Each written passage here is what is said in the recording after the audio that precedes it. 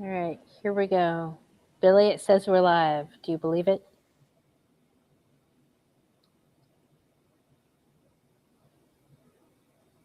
Hello. Oh yeah, sorry, Is sorry. it is it good? Yes, it says live. I had my mic. Okay. Yeah, Fabulous. it was live, but my mic wasn't. Oh, Billy the goat. Uh Thank oh, it you. wasn't me. Thank you for joining me for this. I have something exciting to show you. Oh yeah. Yes, because it's something that I've been paying attention to. You know how the universities are kind of the progenitors of all this demonic possession of the feminist cult members? Yeah. Yeah. So Check this out. So I video. know Texas A&M has done some, we'll call it auditing of their curriculum, but it looks like another university here in Texas went even farther, and they actually have a number of like a percent. Let me show you this.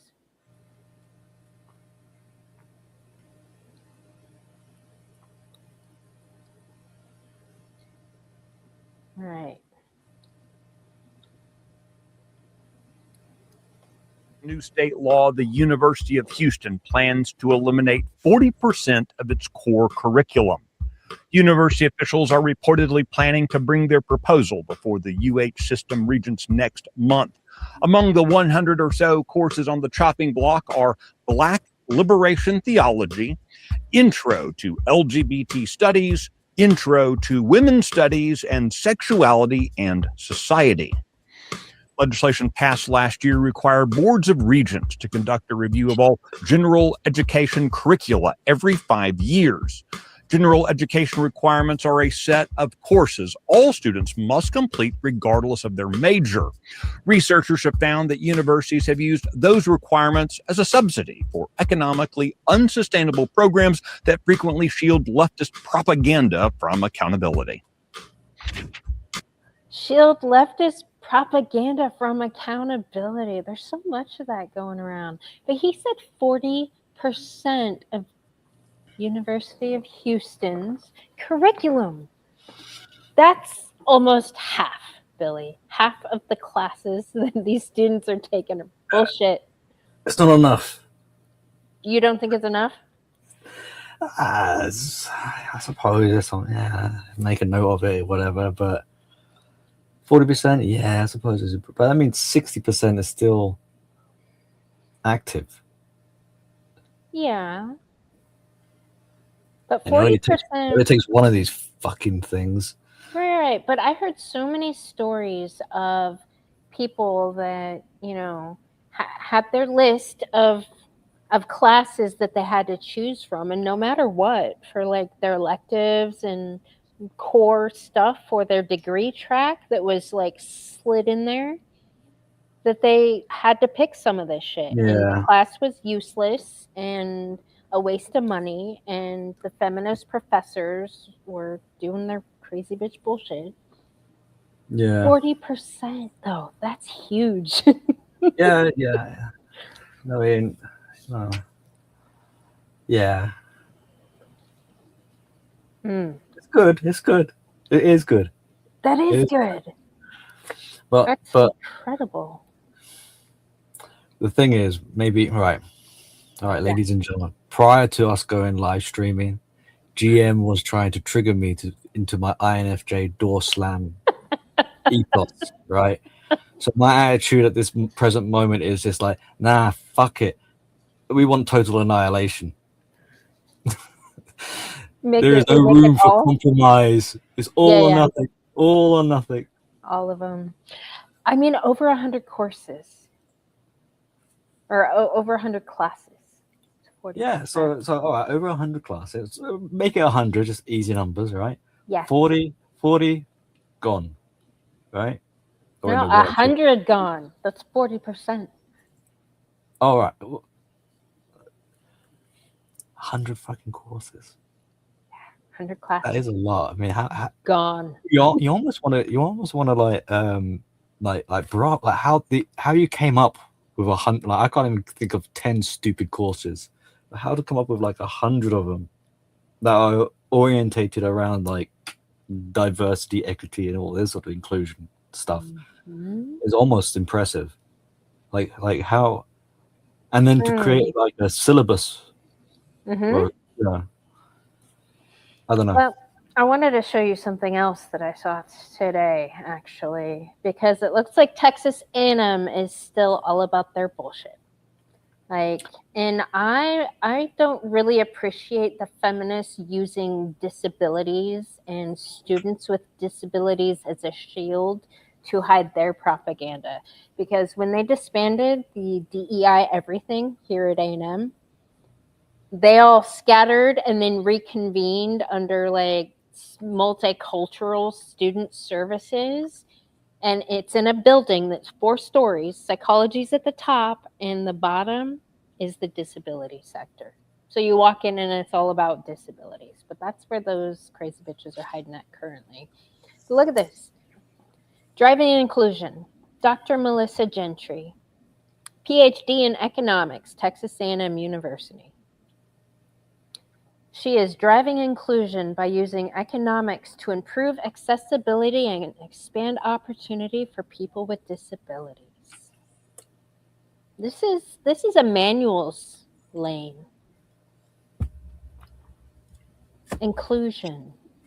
It's still alive and well. They're just hiding out in other departments. You're right there, Chaos, for you. Hmm? In the chat, Chaos, just saying hi. Oh, hello, Chaos. Holy fetal alcohol, right?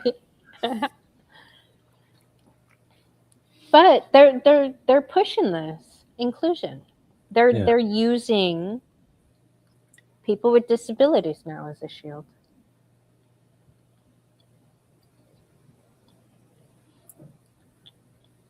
I don't know. Texas A&M economics. Yeah, I mean, I suppose you could say like, you could have seen this coming, maybe. Were they not really doing it before? Well, back when they were pushing all the DEI stuff, they were attached to Black people, especially Black women, really pushing that. Now they're attaching themselves to the disability people. So then what, it kind of like same thing but different sort of mask or wrapping, it starts off with feminism that doesn't quite take hold in the way they want. They move over to like make it a racial thing. Mm-hmm. That's not, it seems like that's people are getting fatigue from that. And then we're talking about the future children generation, all these kind of sort of policy mantras, or however you want to describe it. And now they're moving on to disability as their plight. Mm-hmm. So it's just like a trend, it's whether or not it takes hold, probably won't. Eventually they'll move over to something else. They're not really going to get the results that they're after. Mm.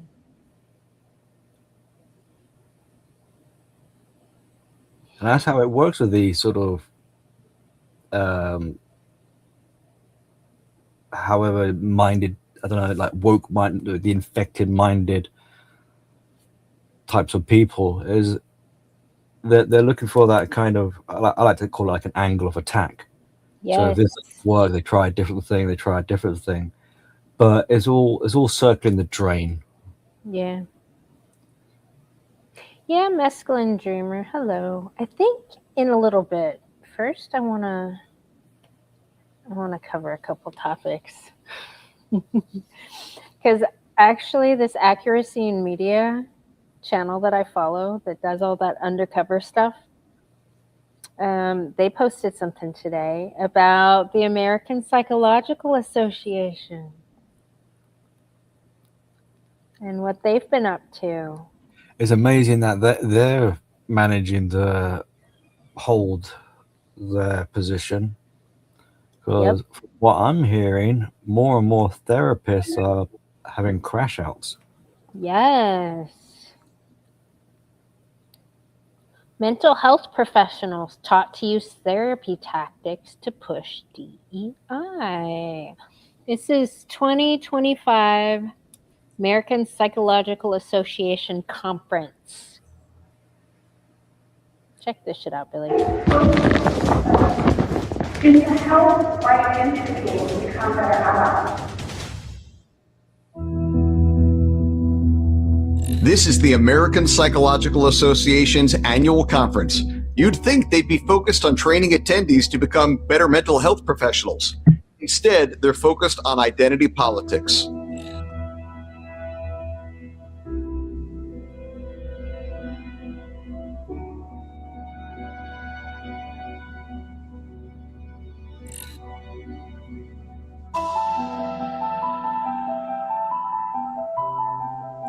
And these anti-DEI policies have also set the stage for increased censorship and punitive action taken against those with. And this is especially the case for those of us who decide to speak out against racism toward Palestinians and genocide in Gaza. We've even seen the language of anti-Semitism, the language of our anti-racism taken and weaponized to reify and maintain racism, colonialism, and widespread oppression nationally. And to be clear, when we're talking about anti-racism, we're not talking about performative action or passive agreement.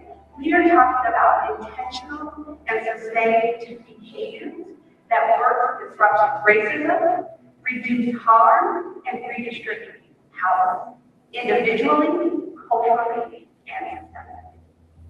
And so what was ultimately missing from our anti-racism movement that began in 2020 were the skills necessary to navigate resistance, tolerate discomfort, and infidelity.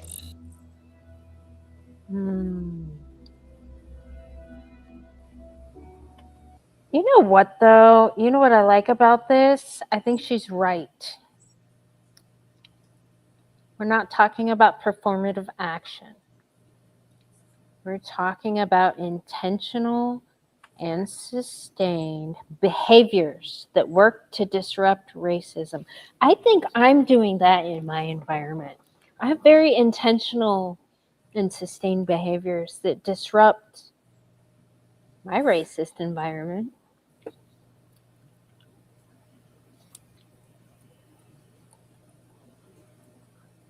It's like a Reduce harm and redistribute power individually, culturally, and collectively and systematically. I think she's right, though. I think she's just aiming it at the patriarchy instead of the tyrannical matriarchy, which is kind of my goal. there's in this sort of subject area, it's like subversion. Yeah. And very covert. It's sneaky. It's sneaky shit, really.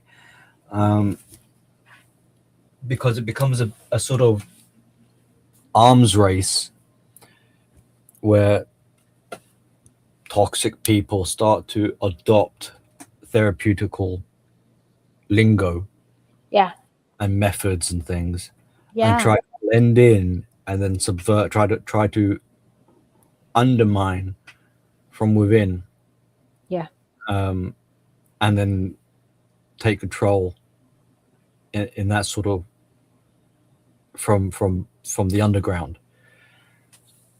And it's tricky kind of stuff, because to the layman you wouldn't notice it, right?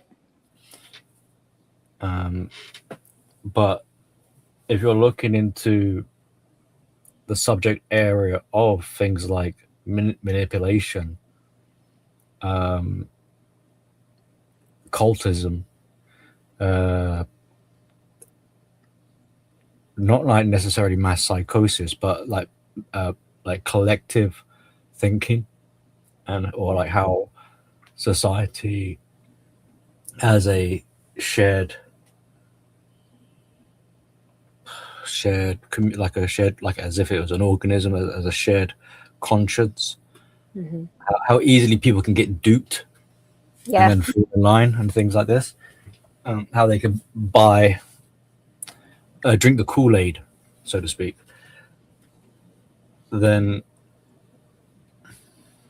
in some ways it's no wonder that so many people get led astray, and then they're too far, they're too deep in,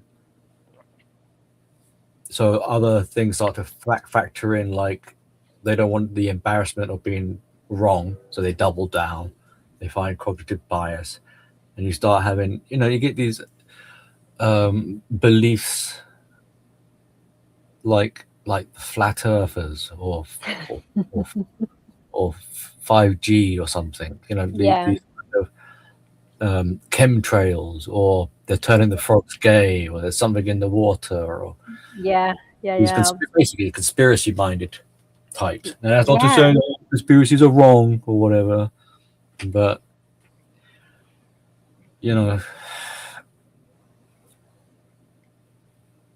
Well, I think it's a conspiracy. I think worldwide, this entire feminist cult, which is, the reason I think things are so fucked up, because we have all these women in charge when they shouldn't be. See, this is a conspiracy that I could actually kind of agree with. That, yeah, it could be. Is it true that that like narcissistic or toxic people or psychopathic or whatever are trying to hijack the system, infiltrate, get their people into the industries and sectors, and collapse this, because they'll be like, there's this, well, why is it that it seems like there's this unconscious playbook that they all seem to work in tandem with? Like, are they having meetings? It's like they don't need to have meetings. They got the mind virus infection. Well, it's kind of. But also, they are having meetings. But they connected to a network of cluster B. Yes. Yeah. There are meetings. Yes. Yes, there are. But even far afield, where there is no actual meet, it's almost like they're in symbiosis, kind of psychic. No, because these people right here, people in the psychology field, travel from continent to continent, going to different countries, going to different institutions, different workplaces. I mean, with the internet, yes, like now they don't even have to leave their house. They just get on a live stream. Right. So propaganda becomes like the medium to transmit the programming. Billy, I signed up for a captain's thing so I could watch the captains. And they had a group, because they do meetings. All the captains of all these organizations do these meetings.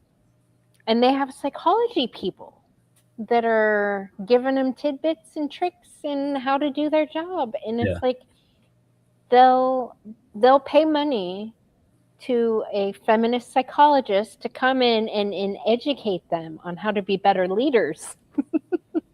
Yeah.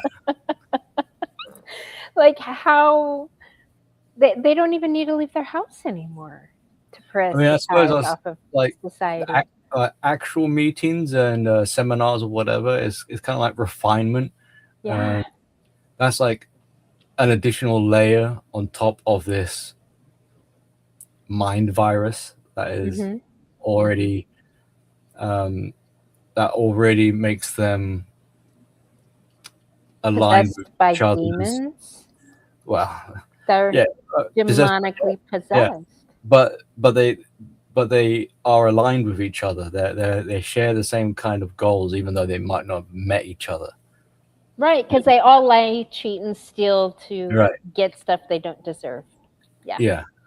So they're on the same page without even knowing it kind of thing. Yeah.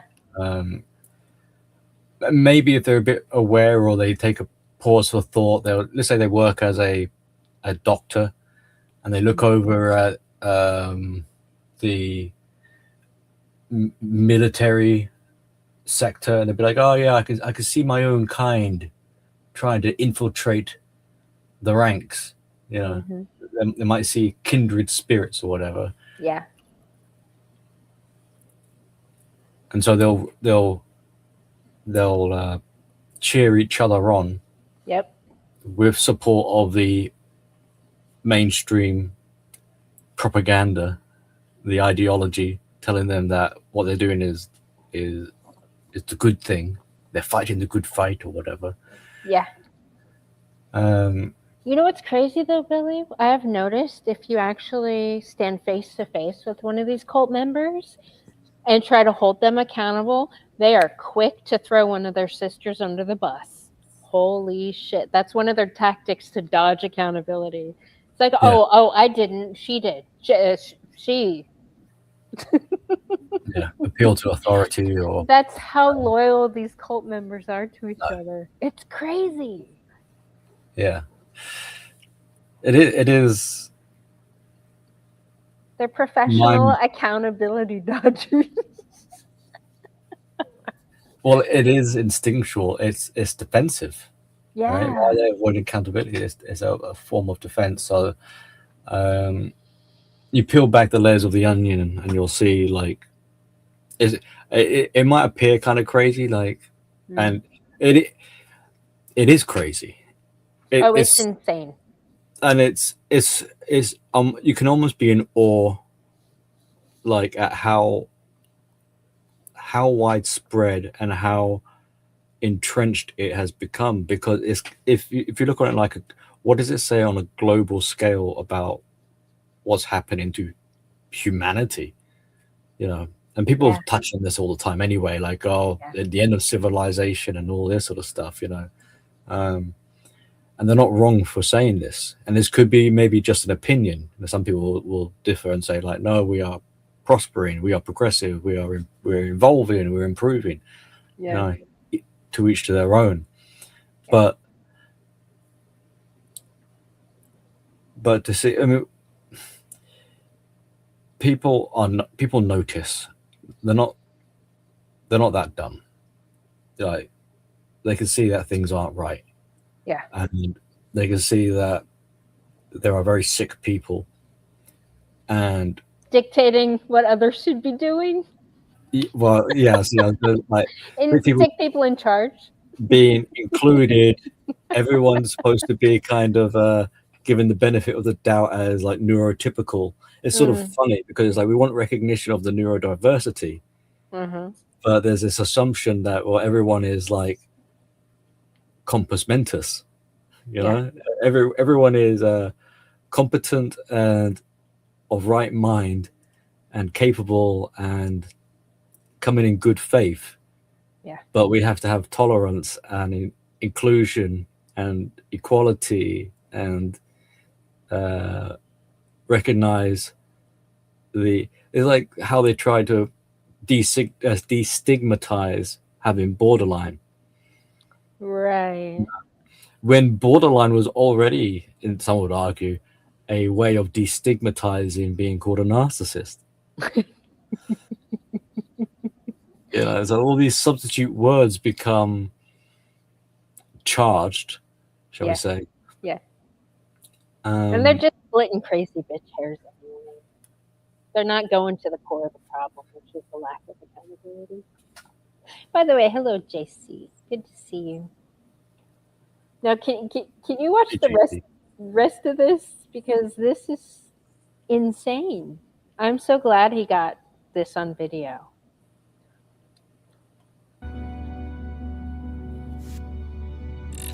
Our case for white allies to speak up and use their voice loudly in the service of speaking out against racial injustice, while at the same time taking the lead of and still, therefore, staying in their lane and not protecting themselves.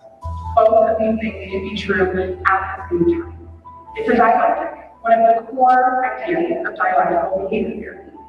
In fact, one of our first trainings for white allies is called Step Up to That, where we use the skills from PBT to teach white allies how to balance this dialectic.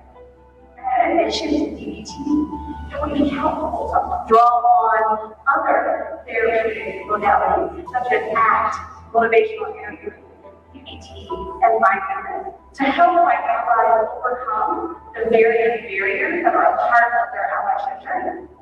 Well, we knew that allies couldn't just use any old mindfulness or any old stress tolerance skill because the emotions they were experiencing were unique.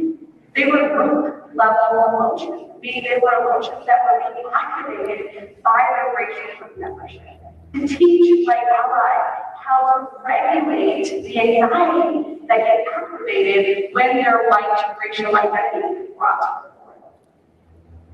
A clear skill uses the principles of motivational interviewing to help white allies overcome ambivalence in their anti-racist commitment. And we can put all of these skills into a book, which we call Beyond Fragility. At Accuracy in Media, we've Beyond Fragility. Did you catch what she was saying, Billy? I mean, in the beginning, I agree. White allies on page. Got to teach these white allies. Yeah.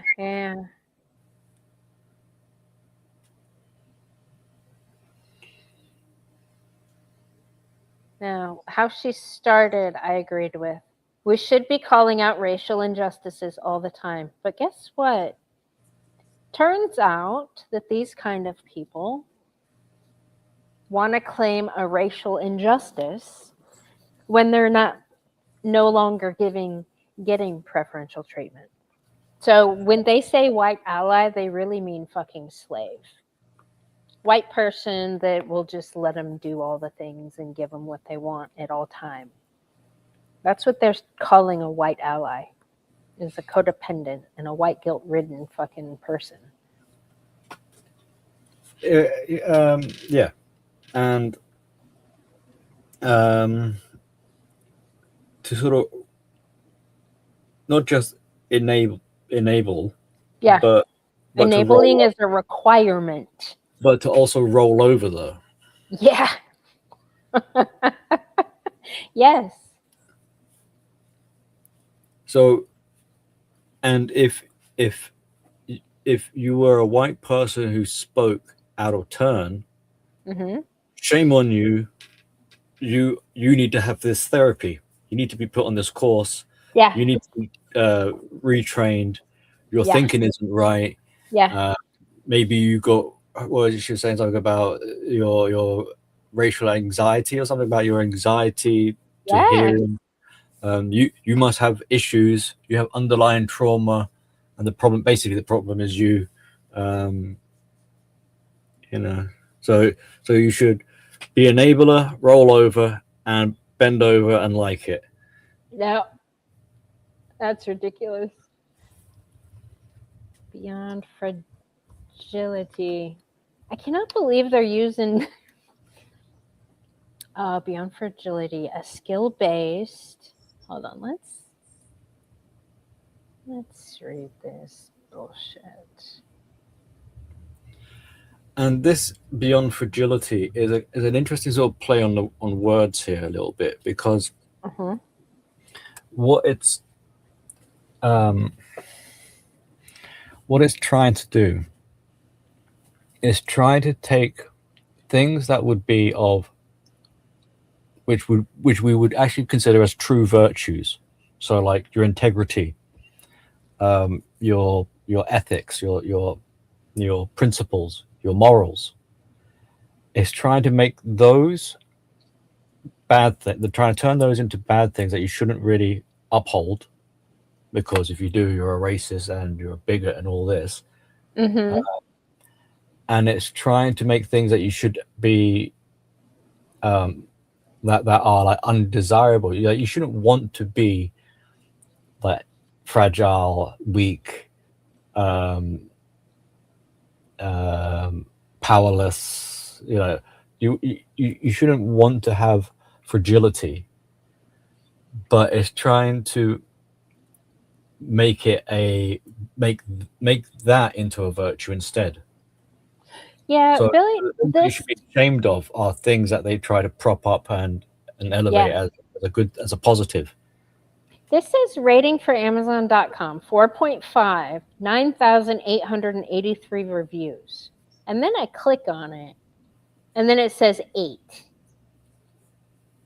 Why is that? I don't know. That's weird. It's like 4.9. algorithm. Oh, see, they're just lying in the You can't fucking. rely on things like this. It's like bots, like the reviews. Who knows? But it's basically what I was saying is there is an inversion. Things Yeah. that are good are now being shamed, Yeah. and things that should be shamed are now being turned into positives. Yeah. So this beyond fragility is like you should want to be you should want to have fragility so that you can go beyond it. Embrace your fragility. You know, it's kind of like what it's saying, so that you could become more than. I don't know, Billy. This sounds like what I'm doing. White allies are being called upon to work towards changing the status quo. I see the status quo as people lying to other people, and I don't think doing that is good for people. It's not the words, though. That's the thing. Yeah. I'm trying to think of an example of where you can have the same sentence, Yeah. but depending on the context or the manner in which it's delivered, can have the opposite effect. So maybe the chat could help with a kind of like a universal sentence that, depending how you interpret it, you could either take it as like a positive or a negative.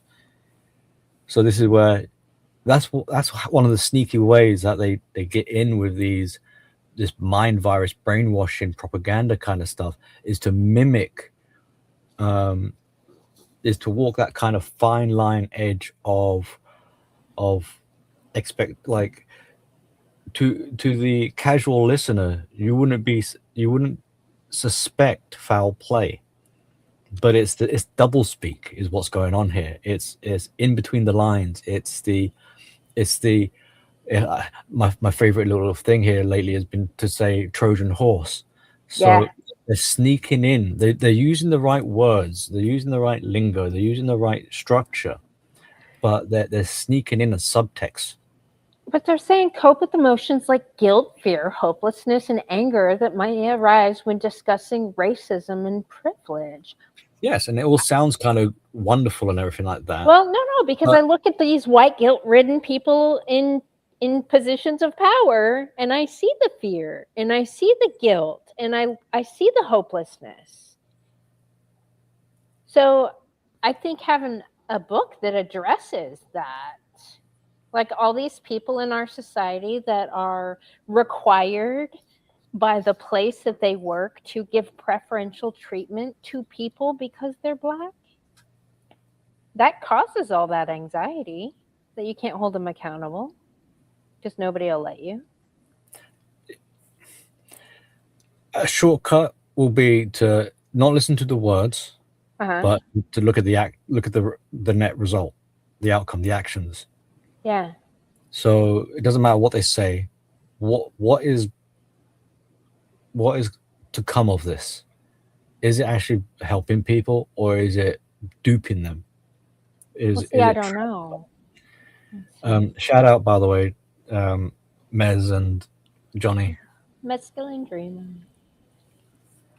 Oh, Mescaline Dreamer. I saw a little clip the other day of somebody that looked up something in one of the old what was it? JC, I think I said hello to you. Did I say hello? One of the old encyclopedias. And it was from like the late 60s or whatever, and the dude was flipping through. He's like, I'm looking for Holocaust, and it's not in here. It reminded me of you saying that you had an old copy of an encyclopedia. I'm curious when that was from. Okay, this book is a brilliant guide to anti-racist allyship that uses approachable and evidence-based skill and effectively guides readers through challenging content with relatable examples. The inclusion, that's a dirty word, of exercises and reflections helps to enable active engagement by the reader. DBT skill. These are the skills white allies need. See, all of this is just the way they frame it is fucking racist. Why do these people have to be so racist against white people? Could you highlight JC's comment there with the coded Yeah. speech? Because, you know, he's hit the nail on. It's cult. This is cult forming. Coded speech. Okay.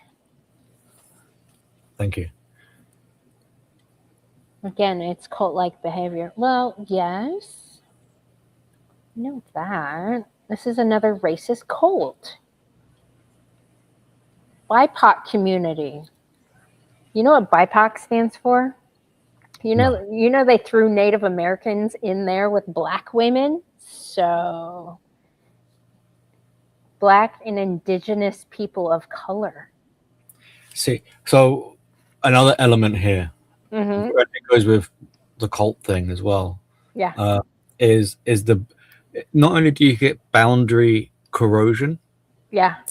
but you get mixture. You get it muddled with other things. So we'll mix it. We'll throw in the disabled kids. We'll throw in Save the Kittens. We'll throw in black women, or we'll throw in the indigenous. So it makes it harder for you to do the accountability checks, Yeah. because now it's like, oh, so you got something against children, do you? Children with kittens with autism and who are black and females. Yeah, so it's kind of like you can't. They'll say attack, but you can't criticize or scrutinize anything without offending some other group. Yeah. So basically, what maybe the more kind of at war type would be like human meat shields. You know, by proxy. So these cultists or predatory or toxic people, and this is one of the things with that narcissists will like to lean on, is the idea that they can by having pseudo kind of connections. Like, how many times have people heard when it has, like, you've got a man and a woman, they're splitting up, they've got the kids, and the man, loads of times I hear, like, they don't want to break up. Why? Because of the kids. They don't want to break the family unit up because of the kids. But the thing is, the narcissist relies on the man's commitment to his children. So then she knows that he's not going to be far away. He can't exactly abandon, because he's on the hook now, not just financially and like legality wise, but emotionally speaking. So once the narcissist has got their claws into people, and it could be, you know, like, it could be on a friendship scale. Maybe you're the whistleblower and you're trying to tell everyone that, watch out, this person has revealed their true colors. They're actually very predatory, abusive, exploitative. And they go, nah, so-and-so? Nah, you must be talking about someone else. Oh, they're lovely. They wouldn't hurt a fly, kind of thing. You must have gone mad, or maybe, you know, they start accidentally gaslighting you. Think, but they've got a different impression. And so it's harder to call out or to root out the evil, because they're being protected by the people they've been in proximity to. Yes, the enablers. That's my target. Oh, the enablers. And sometimes these enablers have no idea what's going on. They don't realize they're enabling. No, they don't realize the shackles of their slavery. Yeah. They don't realize they're literally being dictated to by tyrannical fucking bitches. Yeah. And I see it and I'm like, why are you obeying those commands. Like, Well, that's weird. there's an argument that kind of, I don't know if it's like an evolutionary argument, but on the whole, people tend to not want to rock the boat. You know, they don't want to be causing wars every second in every corner of their life. By So- telling a crazy bitch, no, I won't do your job for you. I'm sorry. That's Well, your job. There's things like denial and minimization, you know, so they don't see things quite the same way as you. They don't see him as a crazy bitch terrorist or something like that. So they go, Right. it might be a bit spooky or something. You know, they make kind of justifications and they I try have seen, Billy, I have seen in real time the various different tactics that they use to try to manipulate somebody into doing their job for them. I think they've tried all of on me at one point. The last one I observed was like a crying, like trying to use tears to garner sympathy that I just didn't have inside of me for that. It was really weird that it was attempted. It was attempted though. I was like, I a little bit wanted to be like, bravo, nice performance. No. Yeah. But I could only muster a laugh. When, you know, I've had people approach me angry and then I laugh, and then crying and I laugh, and it stops. So I don't know.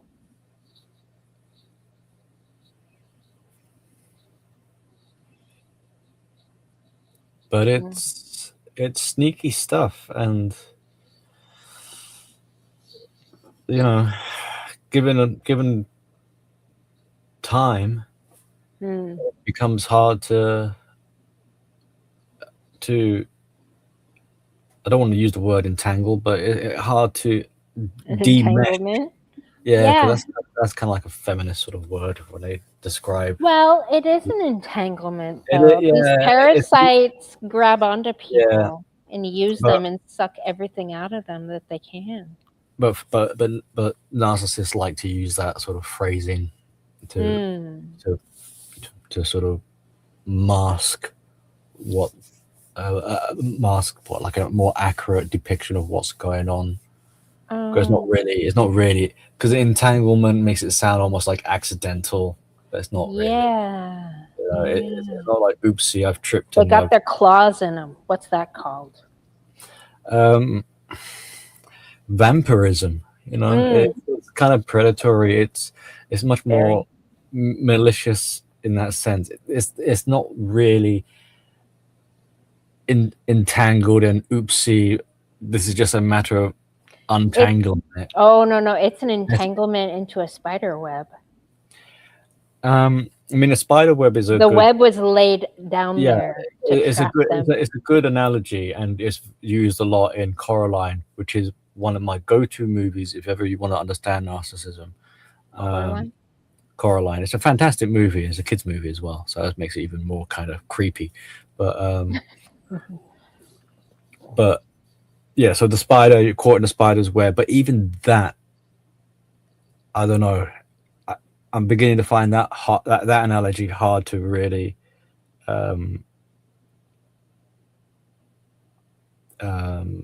depict what is taking place. It seems more than just the web. Is because a spider web. What's my problem with it? It's like the spider web seems innate. It doesn't seem to do much damage on its own. It's the spider that does the damage, kind of thing. But the spider grabs them and wraps them up in the web. Yeah, but what we see in real life is that this so-called web, that in itself causes damage. It's not just it's not only the spider that hurts people. The web itself hurts people. There's like a web made of thorns or something, barbed wired web. It's something like that.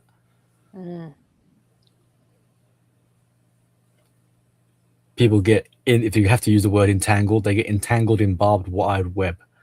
Razor wire. Or razor wire. Yeah. So as they try to break free or get loose or untangle it, it ends up cutting them even more. So you don't get out unscathed. You have to incur more injury to get free. that's what we see with people like who are suffering and victims and trying to get out, is that you don't just get out without any additional pain. It's going to hurt. Your liberation is going to come with some additional pain. It's going to and a lot of that pain is in a way self-inflicted. You're going to have to, like, not to sound too gruesome, but maybe like cut parts of yourself off in a sense for your, amputate a foot. Chew your arm off that's stuck in there. Yeah, like the Saw movie, cut your foot off to get free, kind of thing. Yeah. Like, you might come out of it with a missing limb. Mm. Emotional. I don't mean that literally, like emotionally speaking. Yeah, metaphorically. Hello, Johnny Midnight. Good to see you. I'm just so glad Accuracy in Media got that little tidbit from the American Psychological Association. I think I'm going to check out this book, though. I have one credit that I'm dying to use. I wonder if it's on Audible. I don't know. Should I put any money towards the cult just to feed my own curiosity? As a clinical psychologist, I could easily relate to the DBT skills included, but got so much out of the anti-racist frame and new content.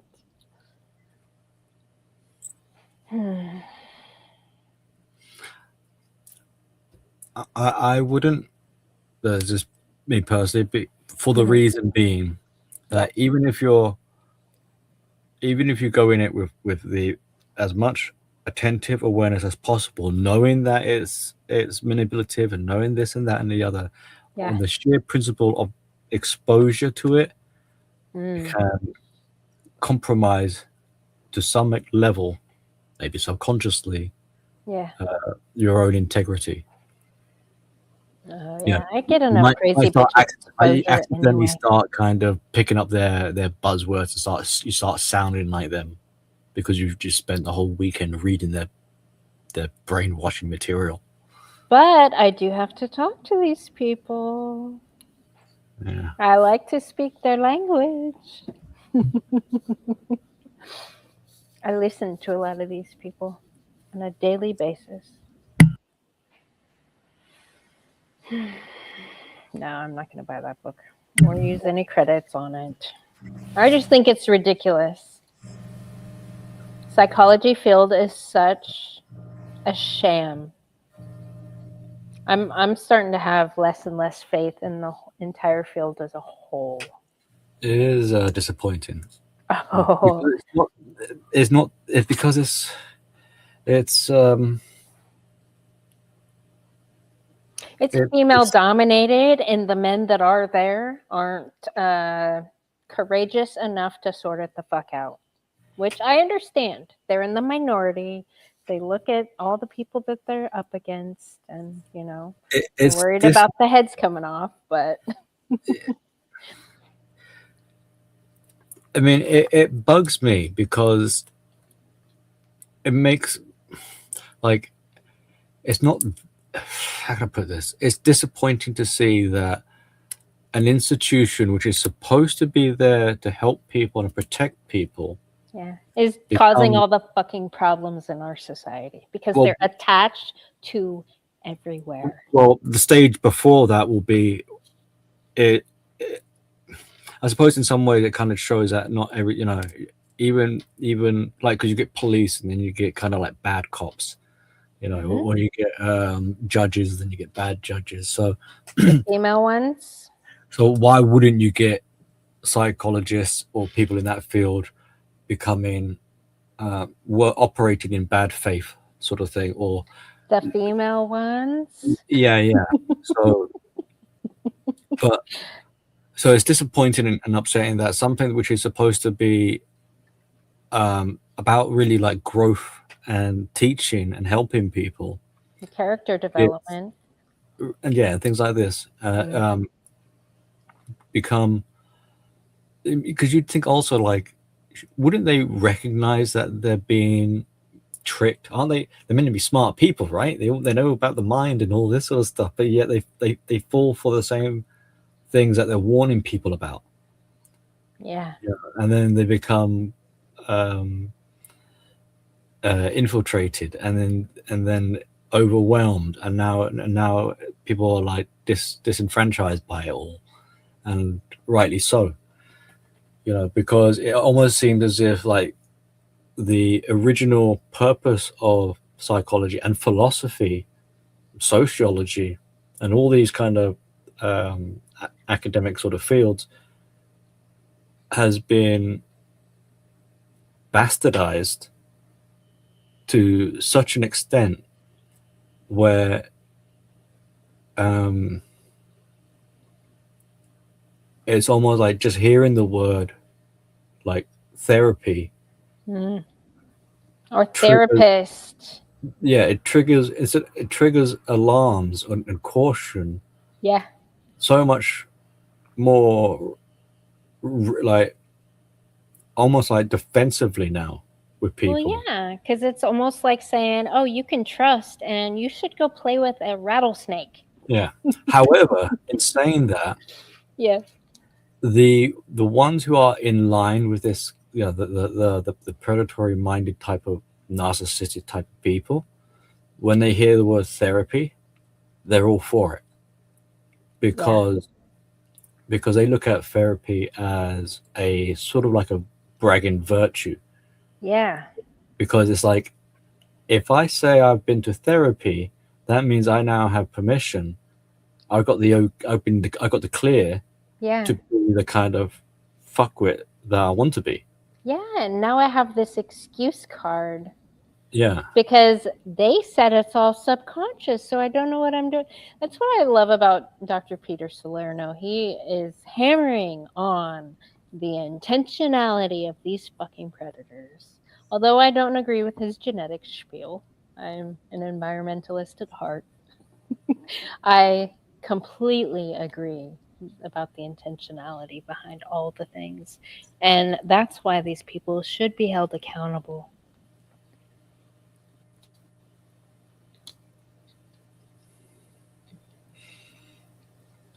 Yeah, it's a lot of people to hold accountable now. Oh, yes.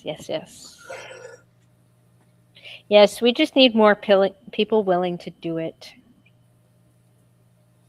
Because it just takes one to put their fucking foot down and say no consistently to change an environment.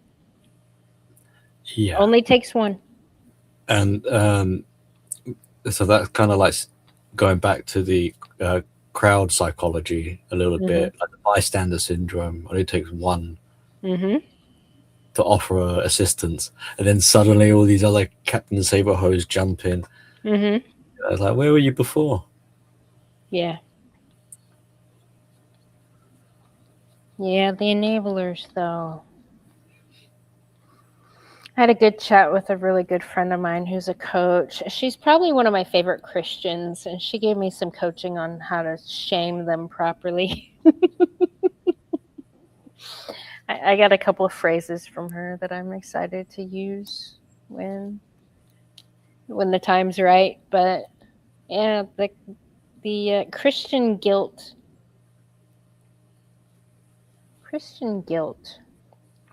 and shame. These people are shameless. Oh, the shame argument. Yeah, I think they need to be shamed. Yeah, but is it ironically? You could argue, you probably won't agree. You might not agree with this, so you won't. But it's actually, you might find that there is actually a tremendous amount of shame. I need to bring it out in them in public. Very deep. But, but because it's so shamed, they built such a rigid defense against it that it appears like they have no shame.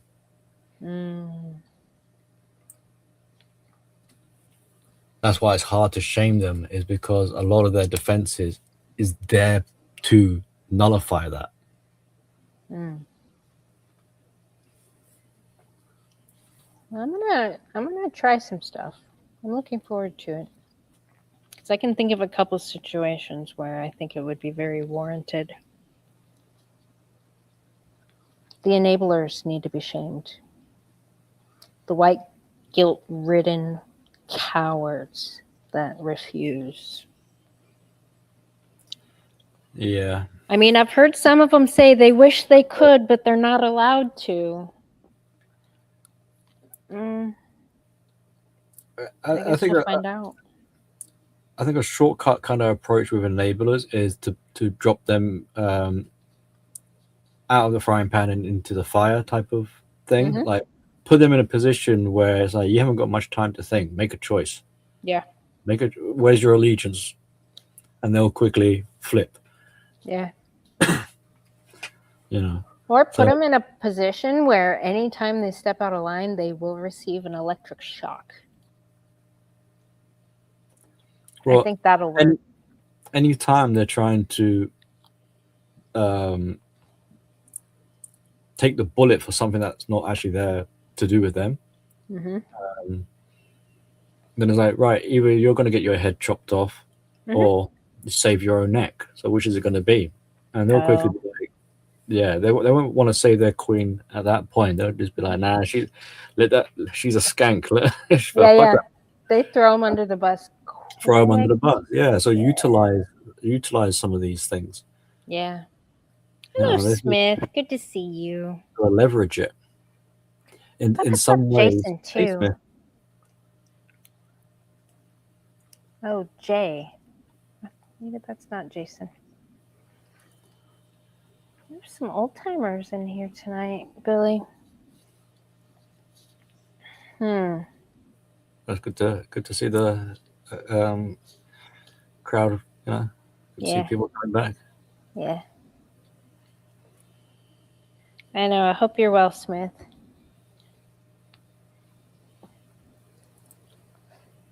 Yeah, I was scrolling through movies to watch earlier. I was looking for something patriotic, and I saw 1984, and I was like, ooh, that's a good one.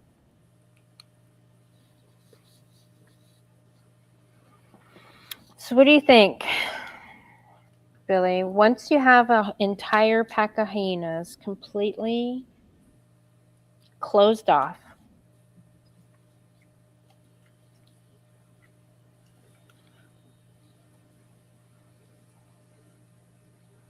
what do you think ultimately is going to happen if they run out of people to throw under the bus and they completely get cornered?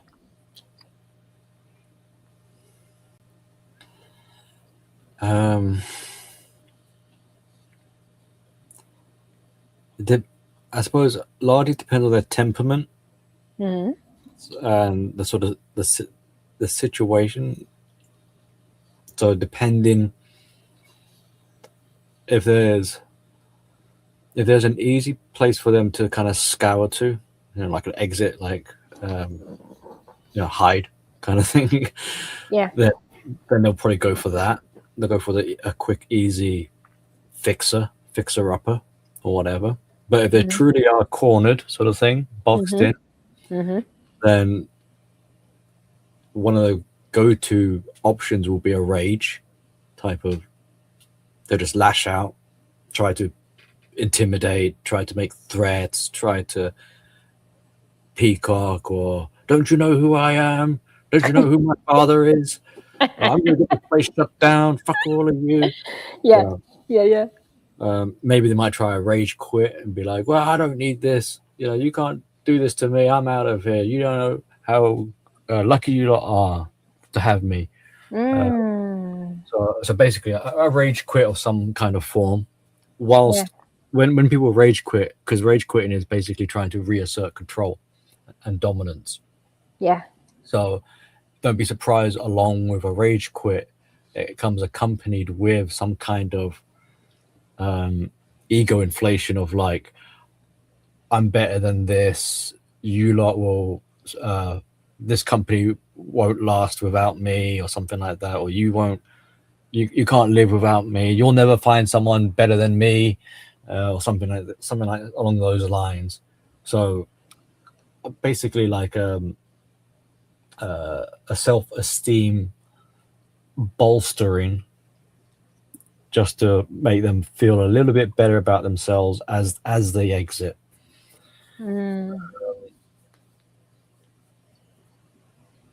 But yeah, you might get a freeze response where they don't know what's going to happen.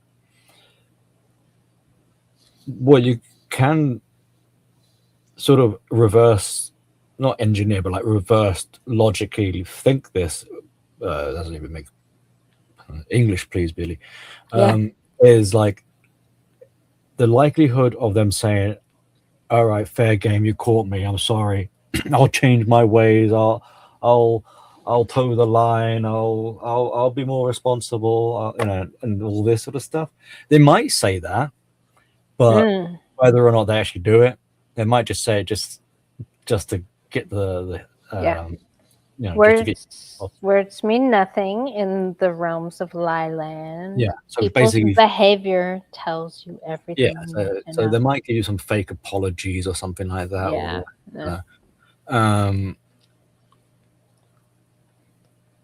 But true transformation, shall we say, is very unlikely.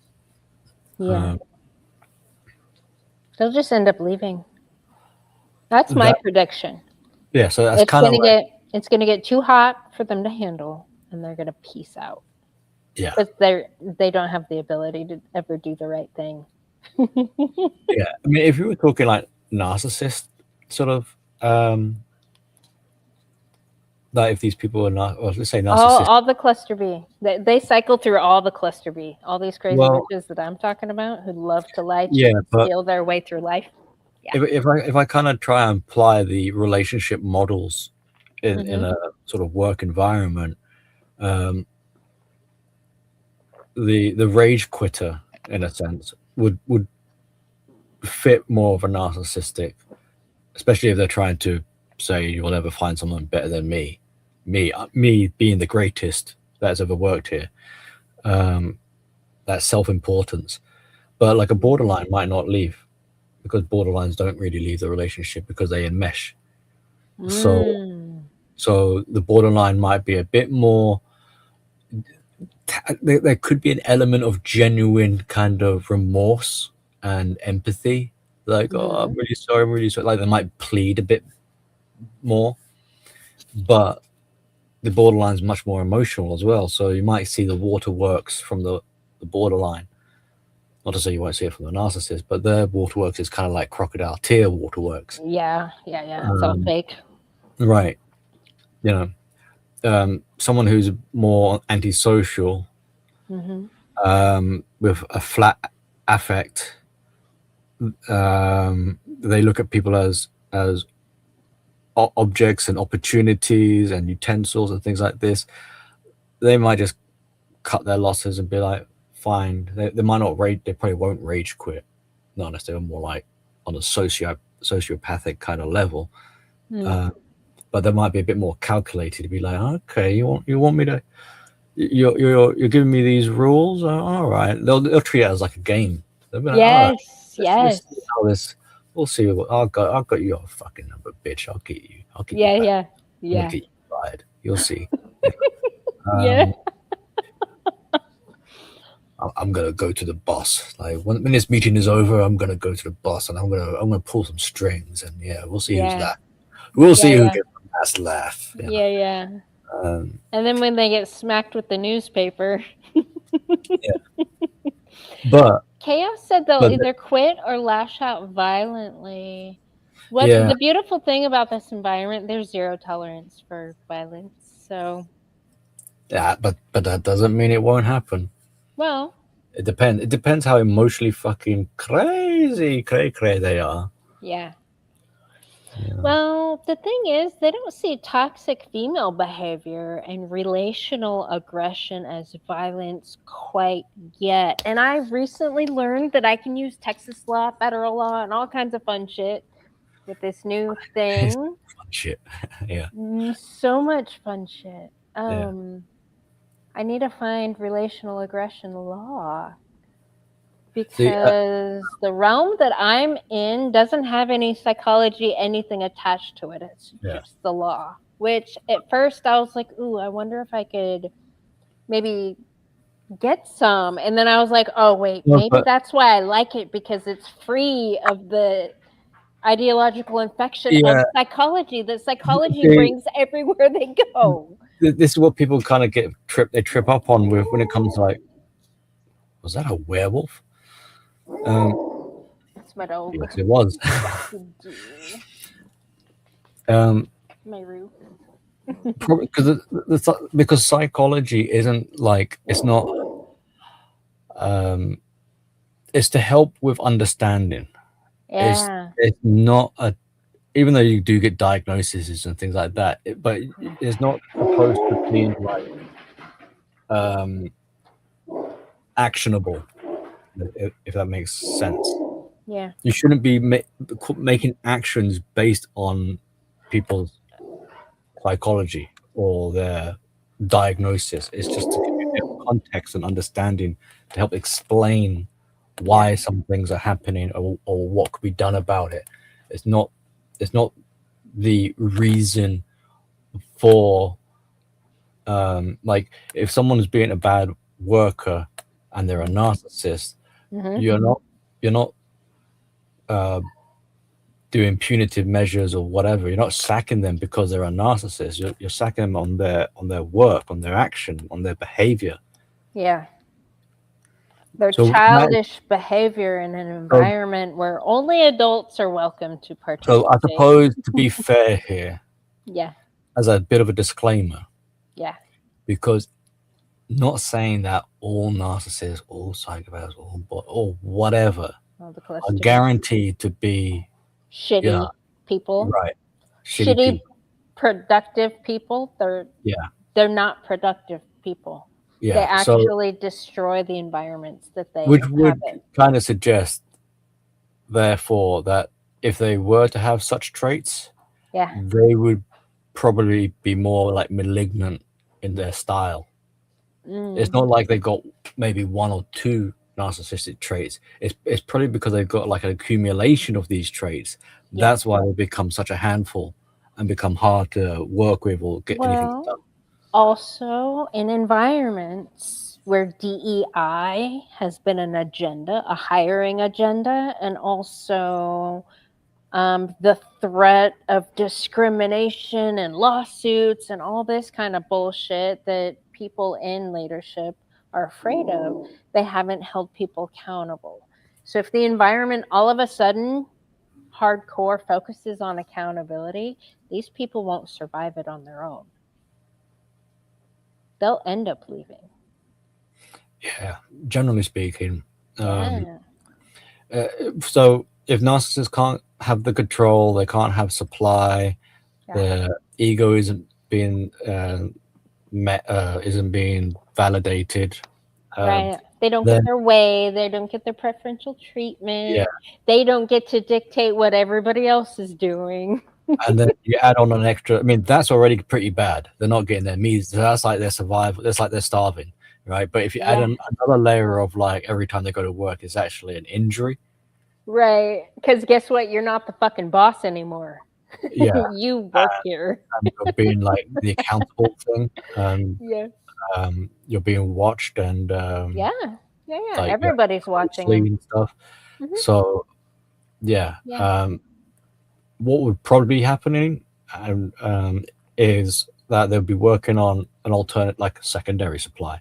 So there'll be jobs if they can, without like if they got some time and they're a little bit more cerebral about it and not so vulnerable, narcissistic, then they'll be in the process of looking for a new job. Yeah. They'll be looking for someone to go to, or if not that, maybe looking for a sugar daddy or something, or like someone that will look after them, right? Someone that they can mooch off, and then they'll throw the "I quit, I'm out of here, fuck with you all." But in desperate times, then they're not going to think of having a secondary supply like that. Maybe they don't have something quite in the works properly, and they'll abandon ship. Yeah. I mean, they're going to kick around the furniture before they do that, though. Watching these adult temper tantrums is funny. Yeah. They're temper tantrums, Billy. These people are children and they're throwing fits because they're no longer getting preference. And you know what's crazy?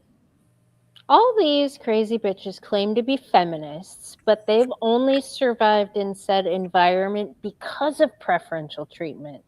So are they really feminists? I thought feminists were all about equality.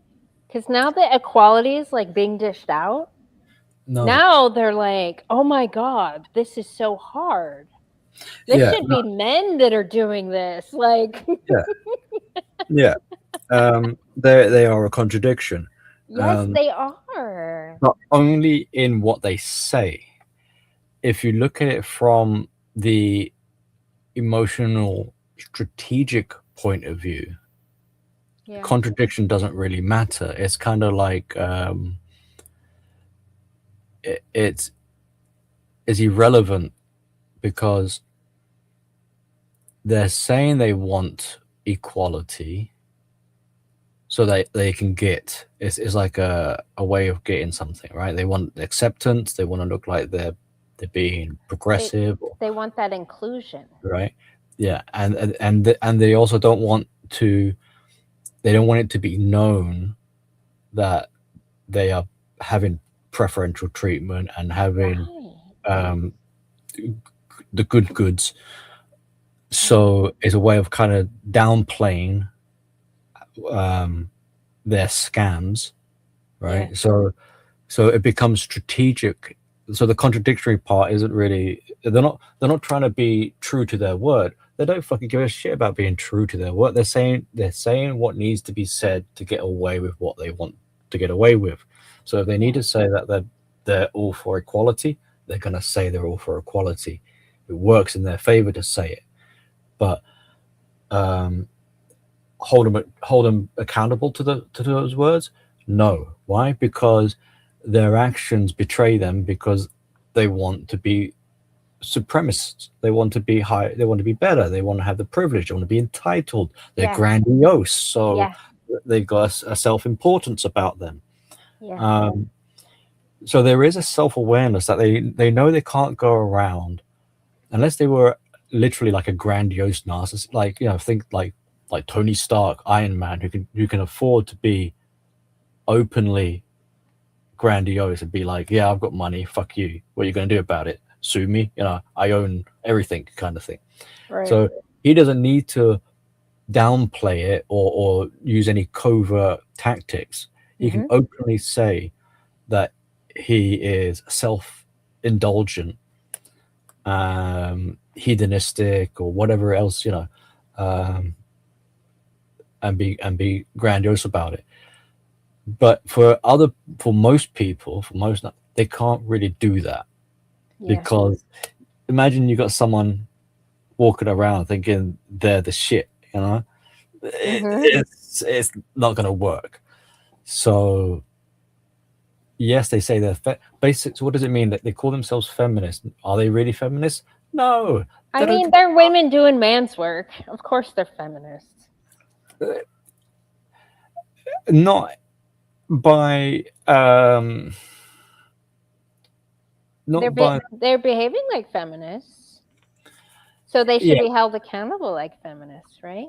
They should enjoy proper equality. It's just the sugar coating. It's just the label. It's just the wrapper. They'll call themselves something else if the time. It's just a convenient camouflage. Yeah. Right. So I'm pushing the feminist agenda for straight across the board equality. That's what I'm doing. You know, let's say they outlawed it got a bad stigma, big time bad. Then they'll just switch it over and be like, well, we're not feminists anymore. We are the women. I don't know, the knitting club or something. We are the Women's Liberation Army or something. I don't know, you know, but they'll quickly dissociate from it because of the association. So the sense of self is because feminism reflects back, it's supposed to, in their minds anyway, a sense of importance, virtue, esteem, identity. It helps to cloak their true desires. So it's to help have a polished surface, an appearance of virtue, shiny, desirable. Who wouldn't want to be a feminist? We're so wonderful and an angelic kind of thing. We are the woman sort of thing. We can do all these things. We're amazing. We're because stunning. We get paid to do all these things, but then you actually observe them in their natural habitat, and they're not doing all the things that they're getting paid for. Strangely, yeah, they're dodging responsibility and accountability constantly. Yeah, it's kind. I mean, it's the sort of, I don't know. It's like the cosmic joke, but it's almost it's almost like, how is it something that's supposed to be so perfect? End up actually being such a vile, whiny little. Well, the embodiment of shit. Yes. It's like, how can you have it's almost like you got that. What's that fat trans person that? Gorlock. Yes. I'm a 10, or I'm 11, I'm a 12. It's like, how are you that delusional? Yeah. By the way, hello, Penguin. Good to see you. Hey, Peng. But it's almost like you're shitting me. You're having a laugh, isn't it? It's like it's self-deprecating humor, right? It's like, no, it's not. It's not. No, because enough people in their life have reinforced that delusion. And removing, being able to observe in a year and a half's time, the people slowly being pulled away from reinforcing the delusion, their bubble gets smaller and smaller. And they still behave like they have everybody on their side when they really don't. Yeah.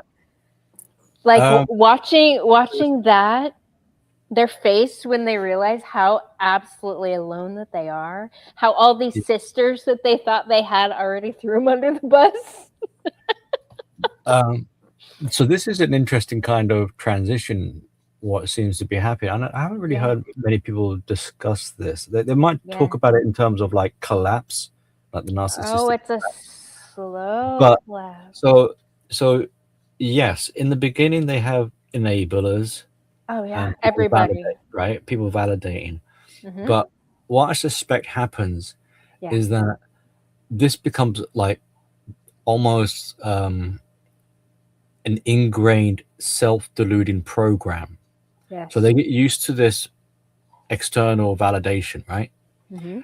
That external validation starts to go, but they're addicted to it. Yes. They still need the drug, the dopamine, right? Mm-hmm. But they're not getting it. However, their brain has been slowly conditioned and wired to start to become self-generating. So they can kind of generate their own supply. Now, this isn't quite the same as self-supply or internal validation. It's like a life support version. It's a desperate version of it's slipping into psychosis and delusion, where because they're dependent on the external, but it's not there anymore validating it, or at least not in the same quantity as before. Right. So they're in a kind of self-cannibalizing state of trying to self-sustain. So it's kind of like self-validating, but it comes at a cost of what's the process if you're cannibalizing yourself? But you get what I mean, it's eating away at them. Yeah. And the only way that this can prolong is to become more and more detached from reality, more and more delusional. And then you get someone like Gorlock, who says that they hit such a rock bottom low they turn that victim, that dire situation, they turn it into, they have to create a narrative, a mythology. They'd be Yeah. like, well, this is God is testing me. That is why I'm being punished so harshly. That is why I'm cursed with this body, or this situation. This is why people are laughing at me. It's because I'm the chosen one. It's because I'm so special that people can't handle my greatness. They actually envy me. And so it almost like they actually, so they become fixated on wanting to hit rock bottom. It's like, I cannot be successful at anything. Well, I'll be successful at failure then. I'll be the best loser. Oh. You cannot out loser me. I will beat you at being the worst loser. So everything becomes a competition. You cannot take my crown of shit from my head. Yeah. It is my crown of shit. Yeah. And I will fucking do what it takes to keep that crown, because it's all I have. And the inflated ego becomes more and more compressed and condensed into this almost cartoonish exaggeration, which everyone else is just like flabbergasted by. Yeah. But inside their head, it is becoming more and more claustrophobic and restrictive in any other, like, movement in a way of navigating out. So they're burning bridges, doors are closing. Yeah. They've dug themselves a hole, and they think, oh well, the only way out of this hole is to dig deeper. I'll dig my way out. And so they just keep going down, down. Yeah. They're digging themselves so deep. And they Like, can't. and I just give the rope. The rope just keeps going out, and I'm like, they have so much rope to hang them and all their friends with at the moment. Well, it gets so it becomes self-reinforcing and self-generating and isolating, that even when people try to interject, maybe like hand them a ladder to climb out, or try to give them some insight, or the enablers come back and say, wow man, you're fucked, you need to get some professional help. They're now cocooned. They've managed to isolate. They're detached from reality pretty much. Yeah. They're inside their own fantasy bubble. They are self generating and sustaining, loosely or whatever. But atrophy, I think, is the word I was looking for. Not cannibalism, atrophy.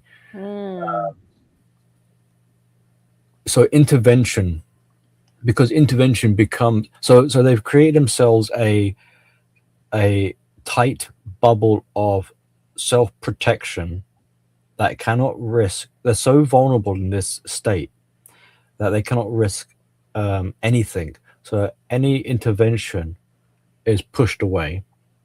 Is anyone trying to help Gorlog? Yeah, I mean, maybe Gorlog might be a bit not quite all the way far gone. Might be like, yeah, I know I'm fat and I'm a fucking beast, but in any case, so we kind of, the prognosis is bleak, and it's self-destructive. But there is almost an intentionality. It's like, I cannot control the things around me, but I can control my own demise. So if I can control my own demise, then that's the big F you to the world. You don't control me. I fucking control destiny. You're not going to kill me. I'm going to be the end of me. You know? Yeah. But this is where a true contradiction comes in, because it's like, if I'm going to end me, so it's like, so what are you saying? So you're going to commit suicide? No. Why? Because I can't be witness to my own death. How am I going to enjoy the fruits of my labor if I'm dead? Right. Well, I must stay alive whilst proclaiming that only I can end it. So I will end it at my own choosing, to have the ultimate control. Anyway, that's like the extreme crazy narcissistic version. Yeah. So that's why narcissists generally don't really commit suicide. Not say they don't, they do. They generally don't commit suicide because they fear the end of supply. So they will be more willing to live in pain just so that they can keep having their ego self-sustaining supply to them, telling them that they're great and wonderful and powerful and that the world owes them something. So if they end it, they're not going to get any of that. It would almost be like an admission of losing. Yeah. I'm still working on enablers. There's so many people that just fucking slaves, man. Slaves to the manipulation. Which is weird when I see it unfold and I'm like, what the like you just fell for that? I mean, these predators prey on people's good nature, and people ultimately want to be helpful, and there's a sense of camaraderie, but then it's like they're being manipulated into helping the most divisive fucking people, which is weird. Yes, and not to spook you out, but sometimes it's worth pausing to think like, am I helping them in some way? Right? I check my own enabling tendencies every day. And the orc that you want to, so I reflect on my day, and I will be like, okay, in this situation, in this encounter, could I have said that better? Was it enabling? Was I too nice? Like, part of me feels like I'm still being too patient with a lot of these people. And actually, somebody I work with kind of said something that made me like click, like, oh yes, you're right, I am being too patient. Because I get told constantly by everybody, like, oh yeah, I'm gonna do this thing, let me get back to you. Oh, I need to go find out, let me get back to you. And me personally, if I don't know something, like, I always get, I have the same response. Oh, I don't know, but let me find out and I'll get back to you. But then the lack of follow through when it's coming at me, it's like, okay, I'm retarded. I just spent another 4 days waiting on this thing that wasn't going to happen. Yeah. Yeah. But I've been enabling. I've been doing it myself. It's deep. It gets a bit deeper than that, though. Yeah. It's like multi-level psyche stuff. Yeah. So there's the surface, there's the physical world, there's a psychological world, there's the kind of energy level vibe, if you want to say it like that. Yeah. There's a mystical level, there's a spiritual level, and I don't know how many levels. How many layers of hell are there? 9 gates of hell or something like that. 7 Dante's Inferno. Maybe it's something like that, right? Yeah. And sometimes the enabling just gets dumped onto you, actually, like, without your permission or consent. Yes. So I've noticed that. One form, for example, of enabling that, like, you don't get a say in this, is you get called, or you get allocated a role or position of the opponent.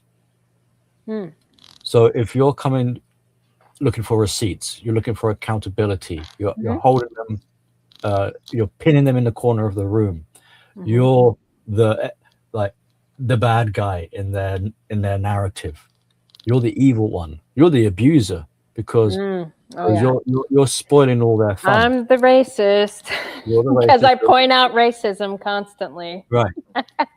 So even though that you're following laws, you're following the rules, you're doing your job, you're following all,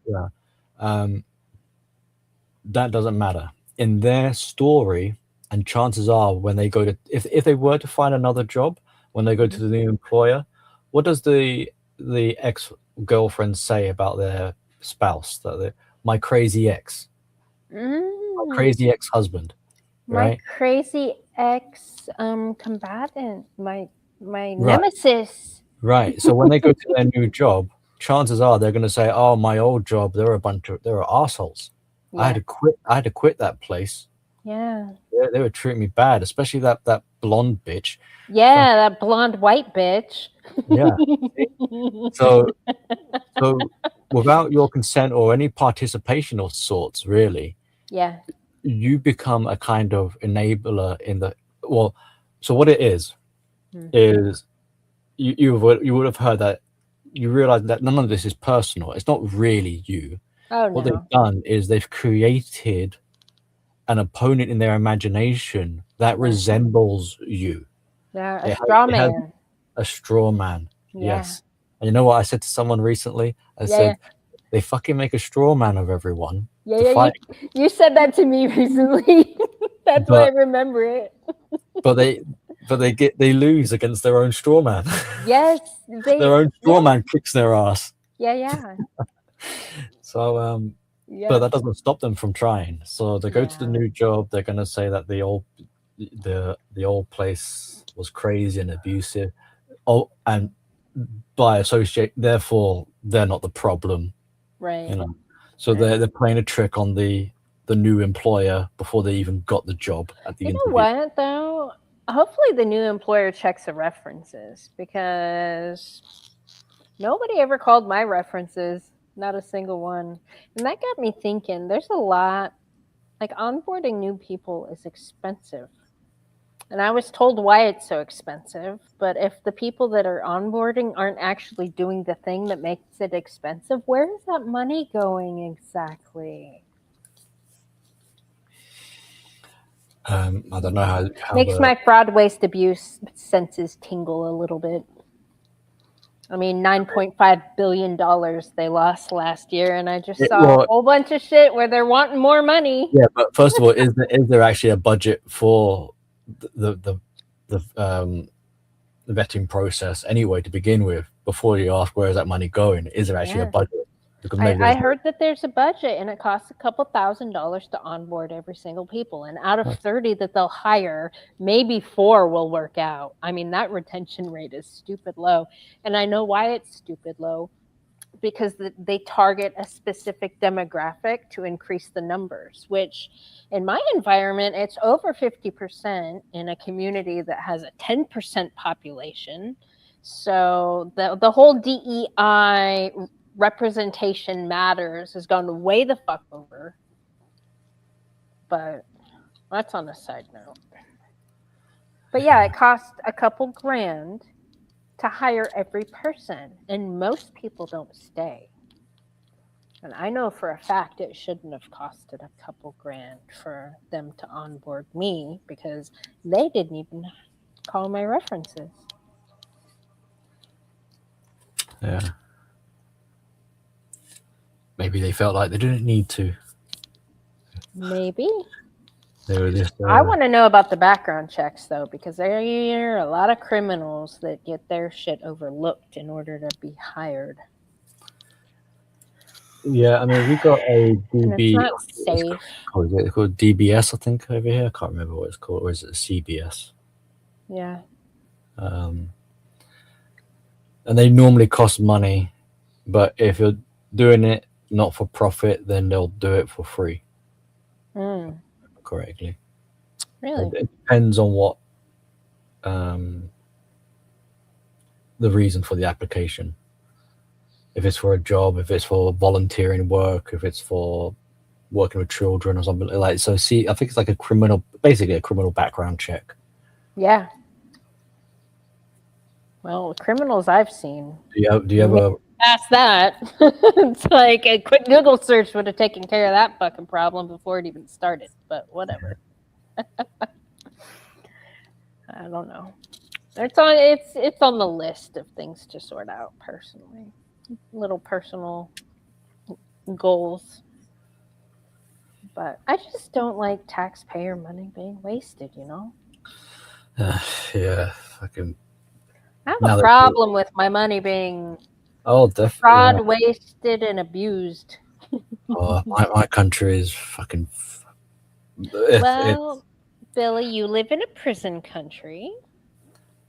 It's the numbers are like it's hard to comprehend. Like, like trillion, million, billion. Fucking Yeah. how much A lot. for a croissant? It's a lot. And we got a new prime minister now. Really? Oh yeah, because Keir Starmer resigned, right? Yeah, What? Who's your new prime minister?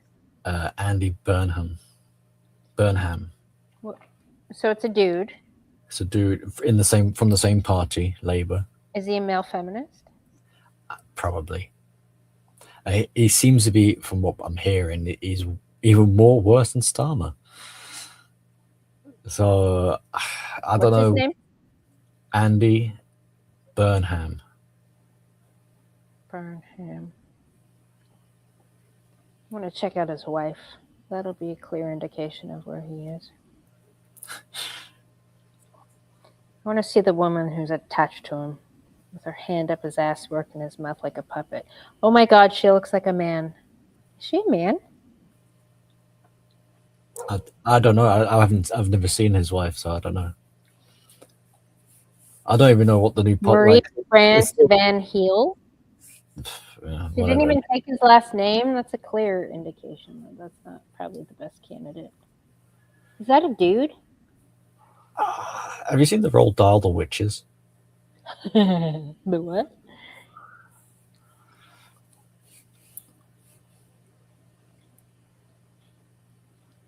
Is that her name? Marie France Van Heel? I don't know. I haven't been keeping up with politics since. Okay, the new prime minister met his Dutch-born wife, known as Frankie, at Cambridge University in 1989. Frankie, yeah. Huh. Andy Burnham's wife's name.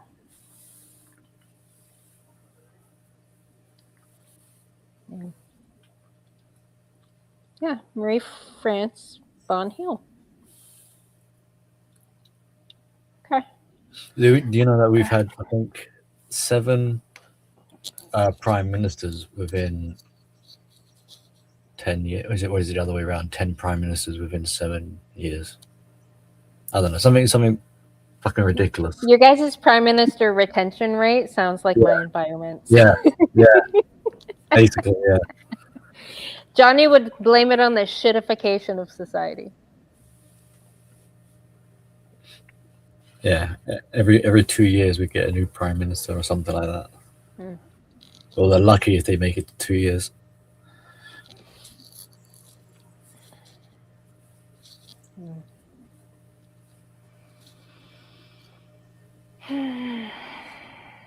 Well, your prison country doesn't sound like it's going to get any better with that feminist puppet in charge. So. No, I haven't heard anything positive yet.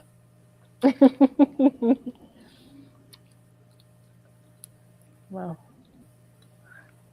at least you can hide out under your car and just pretend you don't live in a prison society. Yeah.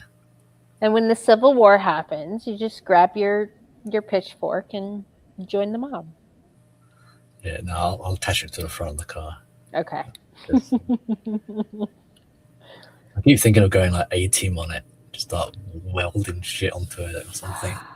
Yes. Start doing some crazy stuff. Yeah. Because at the moment I don't have a front grille. I've taken that off. I'm just driving around like some fucking. Is the fan exposed? Well, the condenser and the radiator are exposed. Yeah. Oh. So I can. The fan's behind that, huh? Yeah. So yeah, the fan's behind it. Yeah. So I could argue my engine is getting better airflow. Yeah. Yeah.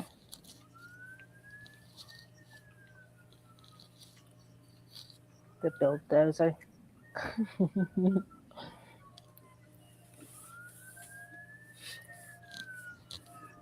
And I drive around without any underpan either.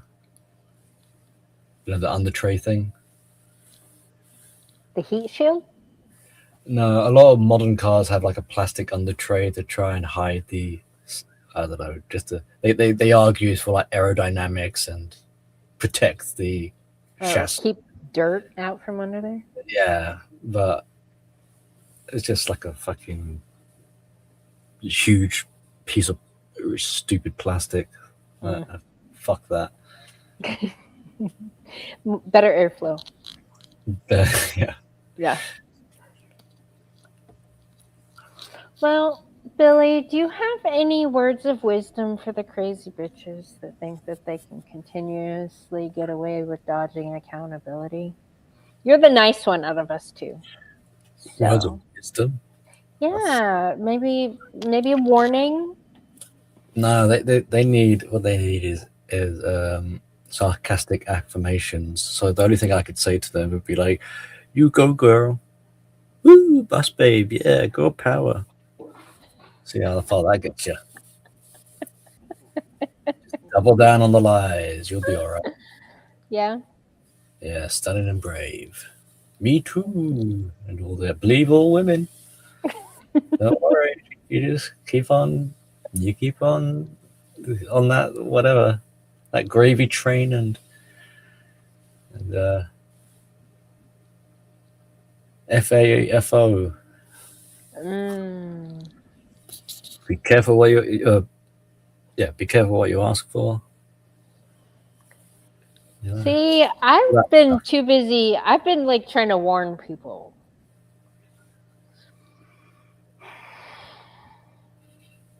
And they haven't been listening. I'm more of, I'm fatigued, so I'm more of kind of like, just let the chips fall where they may. You'll find out. Life has its way. Yeah. Just don't stand in the way of karma or consequences or ramifications. Don't stand in the way of justice, and just let nature take its course. It will solve these problems for us. Yeah. But through our arrogance and our hubris, right? So we've got short lives, yeah? We think that these conversations are intellectually stimulating or whatever. Yeah, maybe so. But nature has had fucking how many billions of years evolution behind it? Yeah. It never needed one debate. Yeah. So I'm bringing nature into my environment, though.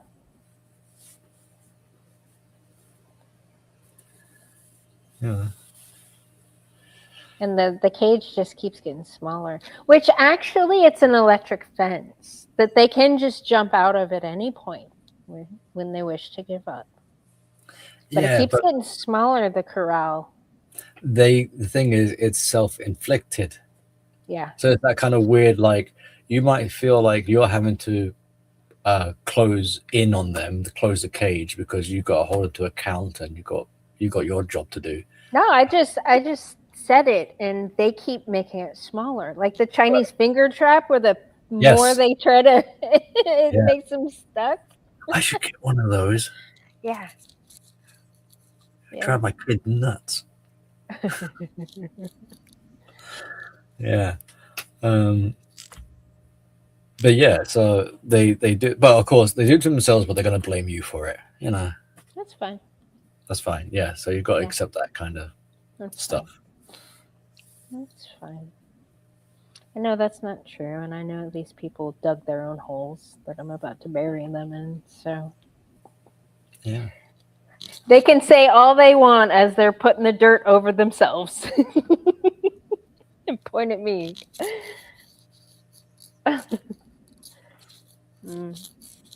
Yeah, I never realized how many things are already put in place. It's just having nobody around that would like to enforce the things, or feeling that they're allowed to enforce the things, or allowed to do their jobs properly. Like that's been weird. Encouraging people to do their damn jobs properly. The supporting cast, as it were, or the enablers or the codependents, that is more of the interesting conversation to really have than the actual feminist or the narcissist or whatever. Yeah. They don't fucking matter. Yeah. You know, they're very rudimentary, and They kind of hand you everything that you need to dismantle them. They kind of hand it to you on a silver platter. Yeah.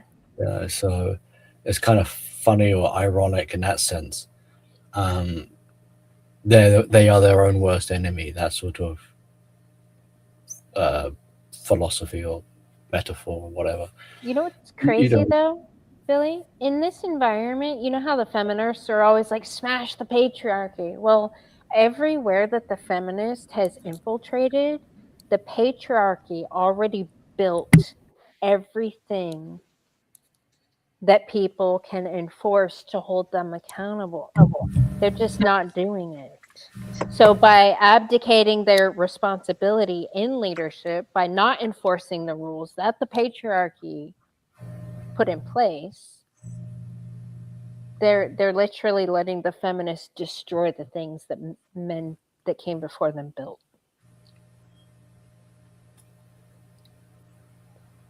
Yeah. Basically, yeah. I mean, yeah, there is, and that's mapped on, or you can map the narcissistic model over that, or whatever. But it fits with the of re-augmentating reality. Yeah. It's like there's pokey sticks fucking everywhere. Nobody's picking it up and using it. They're just laying around, like, and people walk over them and they're like, oh, I wish I could do something about this. Yeah, that is the and that's where people get dumbfounded a bit. They kind of, it's like, I can't believe, they'll say something, they'll have an epiphany and be like, I can't believe that I've let them walk all over me for so long, and all I had to do is just tell them to fuck off. Yeah, is it really that easy? Yeah, that easy. Yeah.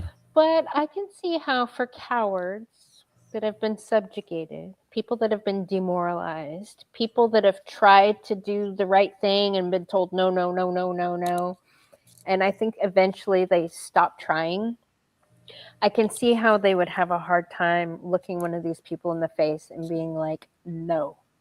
Well, because they've gotten in trouble in the past for doing the very same thing. They've had external pressure being like, no, you can't do that. Yeah, and if you throw in like the ingredient of trauma. Yes. Trauma will do that to you, because trauma, I don't think it's ever really managed to cause clarity for people. Yeah. And giving them precision and potency, and just in just Occam's razor, and just be like, no, this is all you need to know, which is basically no contact, get out. Yeah. All right. Yeah. Trauma doesn't really give you that insight. It does the opposite. It goes fucking off into the woods. The imagination, the over explanations, the ruminating, the what ifs, defending yourself, running simulations, and then having flashbacks, living in the past and the future, and anxiety and depression colliding. Having the offspring of neuroticism. So and that's why people they might describe it as like a fog or a haze.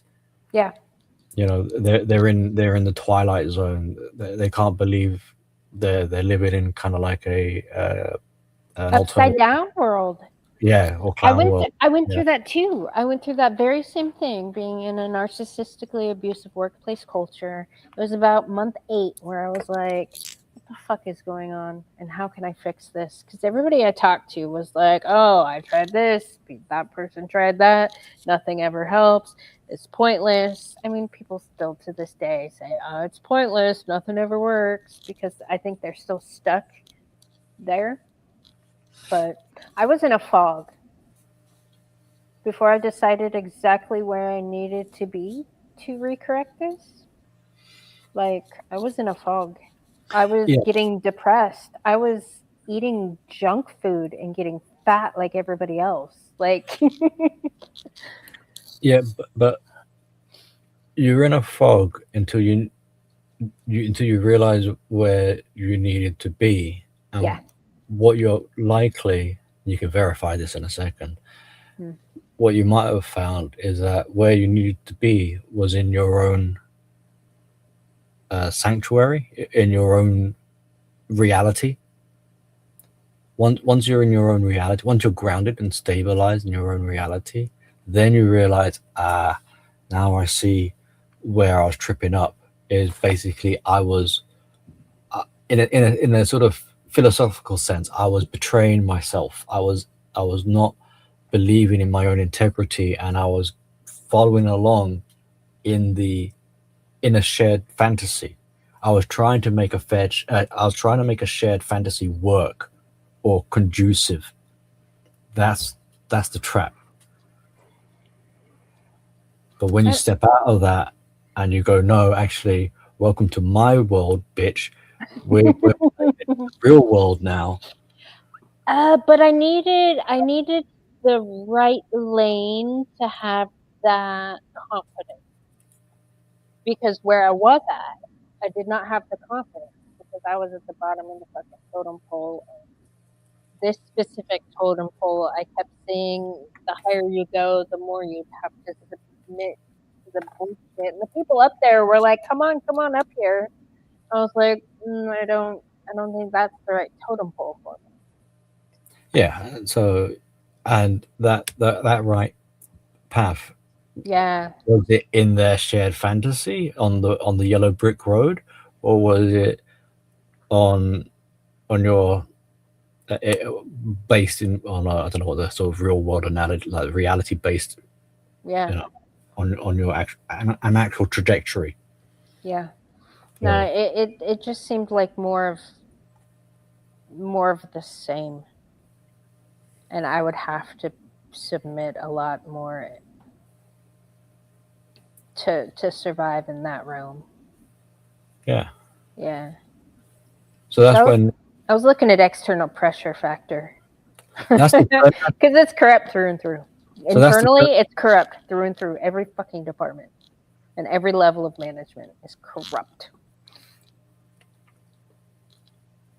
and that recognition, because where you see the corruption, Yeah. you see it being connected to this clown world of sorts. But is that Enforcing an ideology that is creating cluster B personalities.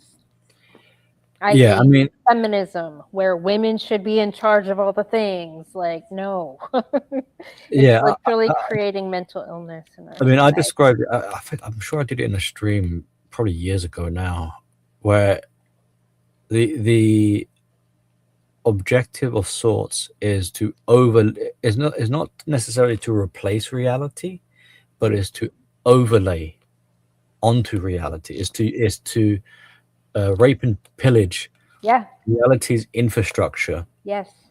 but overlay on top of that the shared because the shared fantasy cannot support itself. It needs something underneath it to prop it up. Fucking taxpayer money and a structure that men built. So this is again why it becomes kind of self-defeat, because if the feminists want to eradicate the patriarchy, then what they're sort of saying is that they want to eradicate the substructure that is there to support them. Yes. Yeah. They're dismantling it from within. They all say that. They literally tell people what they're doing. Yeah. And they don't realize that those words are true for everywhere that they've infiltrated. They're dismantling it from within. From within and from beneath their own feet. Yeah. So, but yeah, that's and that's the sort of turning point, or the aha epiphany moment for the victims is when they start to realize that they might already kind of realize that they're living in la la land sort of thing, but they first say when we say go no contact, or say no is a complete sentence. Yes. the first person you say no to It's yourself. is yourself. Yeah, exactly. Yes. That's the key, Yep. right?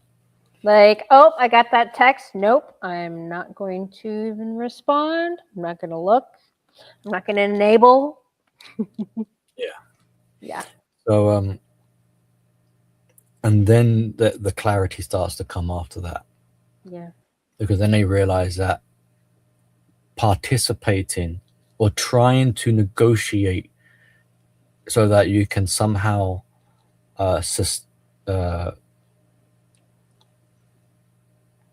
cohabitate Mm. in a shared fantasy is Yeah. just not conducive with reality.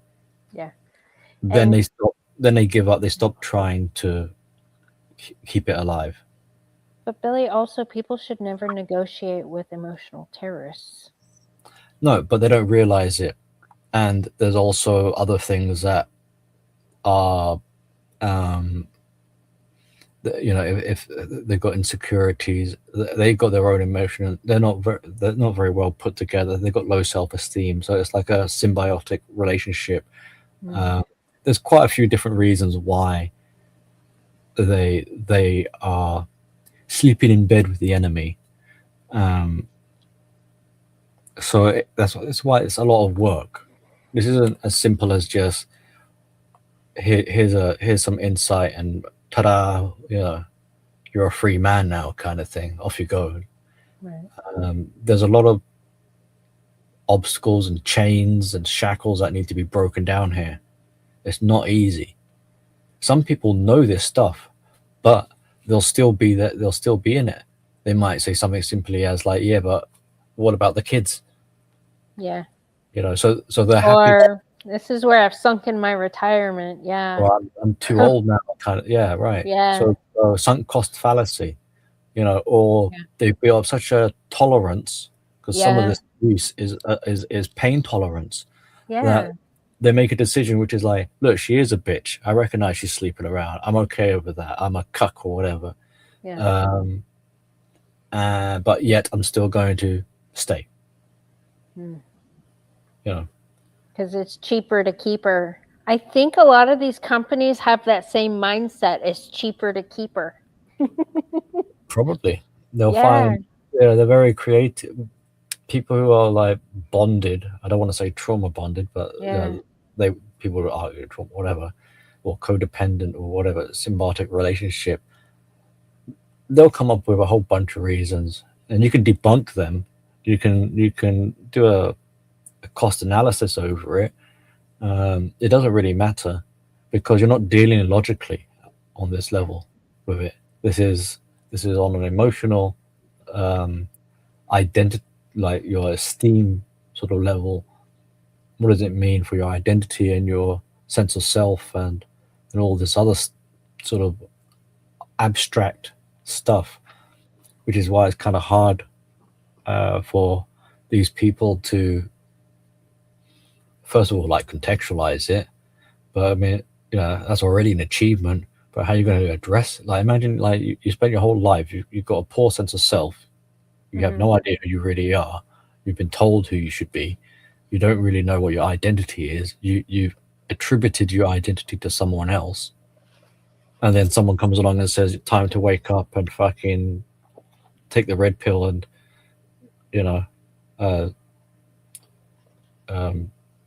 unplug from the matrix or whatever. Like, that's a traumatic experience. Yeah. And some people don't want to, they want to believe. They want to believe in fairy tales. They want to, I could just love her more or something. Yeah. Well, the fairy tale that I primarily focus on is the commitment to promoting and enacting a culture of inclusion. That's the fairy tale that I'm primarily focused on. I need to get a copy of the new orientation book to see if the DEI bullshit is still in it, because the copy I have, it's still there. I remember being in orientation and being like, isn't this shit illegal? It would be nice if something I've heard being said about this Online Safety Act, Mm. which is the write up for it. I don't know what they call it, like the manifesto or something like this. Mm. Turns out to have been plucked from other like in the UK anyway. The one that the UK put forward to the people has been copied and pasted from other countries' versions of the Online Safety Act. Why has it gone totally dark? Oh, because I pulled up Discord. I was gonna pull up something and show you. Okay, so it makes me now wonder whether like the for in this case like the DEI manifest document or whatever it's called, policies, how much of that is word for word just copy and pasted from other places? Yeah, all of it. No, all of it. All of it. Susan, would you wiki? The old bitch that was YouTube. Everybody complained about Susan being upset about this, Susan being upset about that. The YouTube owner? Yeah, she was the... Oh, where is it? I sent it to Johnny because it's his girlfriend. Susan's his girlfriend. I trolled him a little bit. No. She admitted to massive censorship about the vaccine. Okay. Oh, where is it? I can't find it. Instagram. Corn cob. That being, when you say that being that the people calling out the vaccine as bogus. Yeah, anything having to do with COVID that wasn't with the narrative. Yeah. She said she admitted to censoring that shit on YouTube. Yeah. Well, with the Online Safety Act in the UK, they're going in tandem with that. The government is trying to push for. Now, you'll have to fact check, but I might get this wrong. So don't. Well, whatever. But they want to push because the BBC, our television network, BBC British Broadcasting Company, is not getting its revenue. That they want YouTube to be promoting mainstream channels over content creators. So it's kind of like a double whammy there. Yeah. So for the UK people, they're going to see more mainstream media. Yeah. And the little channels that are struggling to get by are going to be pushed further down in the algorithm. They're not going to be suggested as much. And this is in conjunction with any like censorships and other kind of blacklisted shadow banning or whatever else is going on. Yeah. Yeah,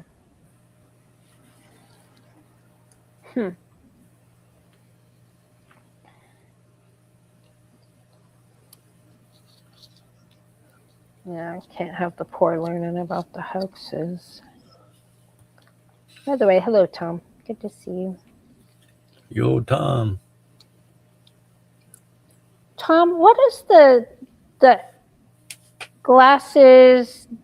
Is it a mouse or a hamster and the knife? What does that mean? I asked Johnny about it the other day. He wasn't sure. What does that mean?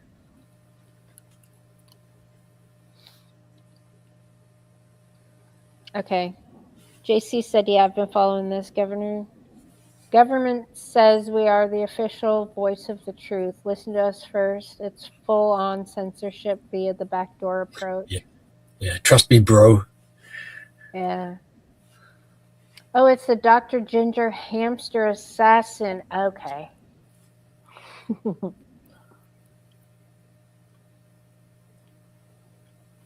Couldn't tell if it was a mouse or a hamster. Well, Billy, should we call it? Yes. I'm excited for this coming week. Good. Yeah. Lots of changes are happening. Oh, so many changes. So many changes. And with the antivirus working, of course, the parasites are going to freak out while the medication is being administered. But it's been a long time since I've heard someone mention like the great re-cometh. The great re-cometh. Yes. Yes. Well, they definitely cometh. There's about to be a fucking reckoning. Oh, that's another thing I wanted to share with you. I sent it to you, but about the Civil War coming. Because Elon Musk, did you see his did you see his interview with that crazy bitch? You sent me a clip. Yeah. So yes, I saw that. Yeah. Okay. Yeah, basically saying when you got these kind of events taking place, then the only outcome is to have a civil war. Listen to how smug and detached from reality she is as Elon Musk interacts with her. Elon is a honey badger. Of course, Dr. Godsod. All right. In fact, very fringe parties in some countries. No, I support the normal people. Okay. What do you call the far right? Falsely. You think is the normal person. Okay. Yes. Literally, you could go back 10 or 15 years, and these policies were completely normal.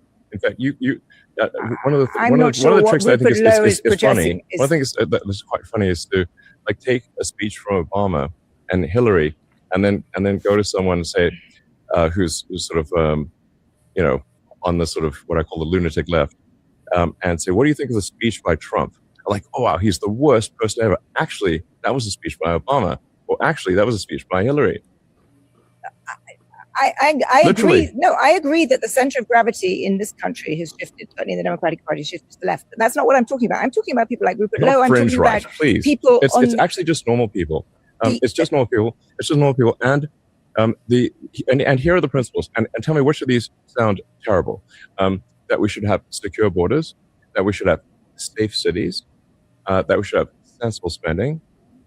Which of those three are far right fringe? And I would like to just admonish you and the media for the absurd characterization of the far right. It is false and misleading and nonsense. Please keep this part in. We'll keep all of this in, but let me Don't cut this part. Let me push back on that. Let me push back on that because you have nonsense. Elon, you have what is it? Close to 250 million followers on X. Yeah, you say things like popular guy. You support not just the populist right, but the far right. In fact, very fringe parties in some countries. No, I support the normal people. Okay. What do you call the far right? Falsely. You think is the normal person. Okay. Yes. Literally, you could go back 10 or 15 years, and these policies were completely normal. In fact, one of the. I think it's looping. Yeah. Okay. Oh, that's not the clip where it talked about the reckoning. No. But it's a good clip, though. Yeah, it is. Hold on. I sent it to you, didn't I? Oh, it's probably way back there. Never mind. You brought up the reckoning, though. Because you know what? I think the reckoning's going to happen everywhere that people just stop tolerating bullshit. Yeah. And you know what? As much as people might want to enable or come up with excuses and turn a blind eye, when push comes to shove, they're not going to have that luxury anymore. Nope. Not if there's somebody in the environment that puts a stop to fucking all of it. It's not just that, but if you want civilization to continue, and not grind to a halt or something like that, then you're going to have to knock off the goofy shit. Yes. Knock off the... Ooh, I like that. I'm going to use that. I'm going to take that to war with me. Knock off the goofy shit. Yeah. It is goofy. It's childish. Like as you were saying before, like if we got to where we are today because of historic sort of patriarchy. Yeah. Right? No, you don't even need to use those sort of that kind of lexicon or like wording. But if we got to where we are today because of our past ancestors' efforts, right? Yeah. And we want to continue into the future, then we got to kind of continue in that vein. Yeah. Like if you start doing all this goofy shit, that's a new political term. Yes, I like it. Then nothing's gonna be. It's not gonna be productive. Nothing's gonna come of it. You're just gonna create more fucking wacky dacky crazy shit. Yeah. You know, and that cannot be. It's not sustainable. No, and it's also kind of they want to talk about like privilege and luxuries. It's like is there room for such discourse? Yes, in moderation. Is it worth talking about some of these ideas like feminism or something like that? I suppose so. Like, you know, these are ideas that could be subjects, but to be hold on, as a snapshot in history to reflect on what didn't work. Yeah, as like experiment of America. but like as thought exercises. Yeah. You know, as just like a bit of entertainment, just to exercise the neurons in the brain. Like could we live in a crazy world? Well, let's have a think about that, shall we? No, but we to dedicate, well, we do. That's the thing. We've ended up. This is what. But what I'm saying is that shouldn't be the case. We shouldn't be doing that. Right. Like right. Like the most that we should shouldn't be letting doing, the women destroy all the things that the men built. No, but the most, if we were to give it any space, is what I'm saying is that if we were to give it any sort of levity, would be as a brief thought exercise of just being silly with playing with some ideas, you know, and just leaving it there. But to build cultures upon this and argue it out, it's like, well, who the fuck is out there farming the food for people to eat? Yeah. Who's fucking powering the power stations, giving people power? Because we can't all be playing this game like school children, the council team of the school board or something like that, you know, fucking cosplaying in our wardrobe, in our bathrobes, like some fucking Jedi council of misfits, you know, thinking that our new would it be like the cult of religion, like theology, I suppose, is going to bring out the new golden era. Like, even if it were true, it's not going to happen just by fucking talking about it. You're still going to have to put some boots to the ground here. Yeah. You know. But if you're in these positions of like DEI, fucking cakes and crumpets, having your tea parties, then dude, they're like tea parties. When I observe them in the wild and I see what they spend their entire day doing, most of it's on their phone. The other half of their day is literally gossiping about other people. And they think that they're moving That's their fucking job. I mean, even the ones who might be more like proactive, like eco warriors, right? They want to save the environment, right? Yeah. How are they doing it? Are they actually out there fucking, like in the old days, they'd be hugging trees. Now, what are they doing? They're gluing themselves to the motorway. Blue people, yeah. Or they're vandalizing works of art. Yeah. It's like, how does that actually fucking, and getting themselves arrested? How does that actually save the environment? I saw a clip of the perfect way to handle those people. Well, bulldozer, I suppose. No, dude came in and just fucking shot him. Like, yeah. It was a parody on how society could run. So even if people want to entertain these lofty ideas and these idealism, utopian ideas or whatever like that, the end of the day, not just reality, or nature, but the logistics of nature, like the pragmatism of nature, of like, we need to get shit done. Yeah. You know, Yeah. evolution is like, ain't gonna fucking, doesn't give a shit about this stuff. It's gonna force people to knock off their goofy shit. Yeah. I think so. I think so. And reminding the men that are in leadership that are allowing all these fucking women to destroy something that they didn't build. They just have the privilege of taking part in. Like, I think that's what irritates me the most, because I mean, when I see him, I'm like, okay, yes, I understand you are trying to survive under tyrannical matriarchy. But these dragons aren't as big as you make them out to be. And fundamentally, when you tell them no and you're above them, you fucking have to listen to them. Now, I do know that women like to throw out a bunch of Me Too shit,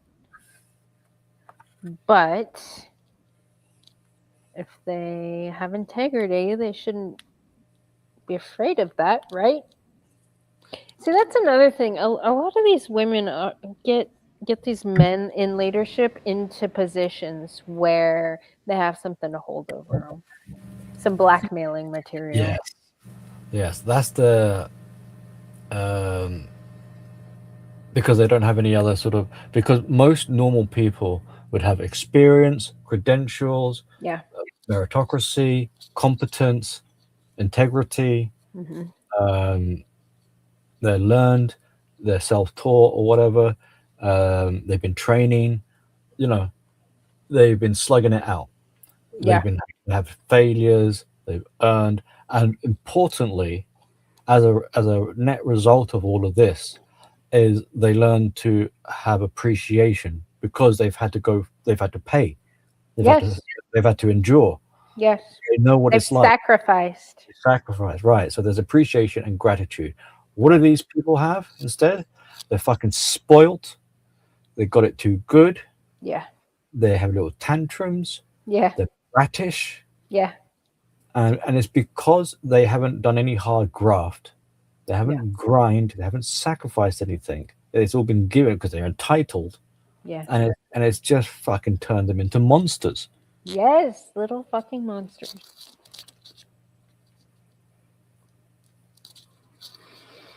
So just tell them no and watch them get themselves into more trouble.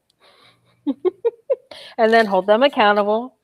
And then watch them be pissed off about that and get themselves into more trouble. So it's easy to document that discipline is progressive. It's just doing the work. I wonder if people's white guilt gets in the way of them doing the work. All this stuff can only go so far. Yeah.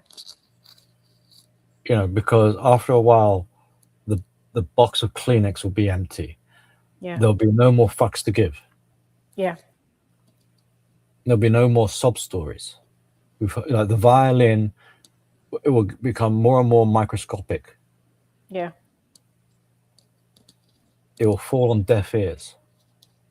Yeah. You know, the well will run dry. There'll be nothing left.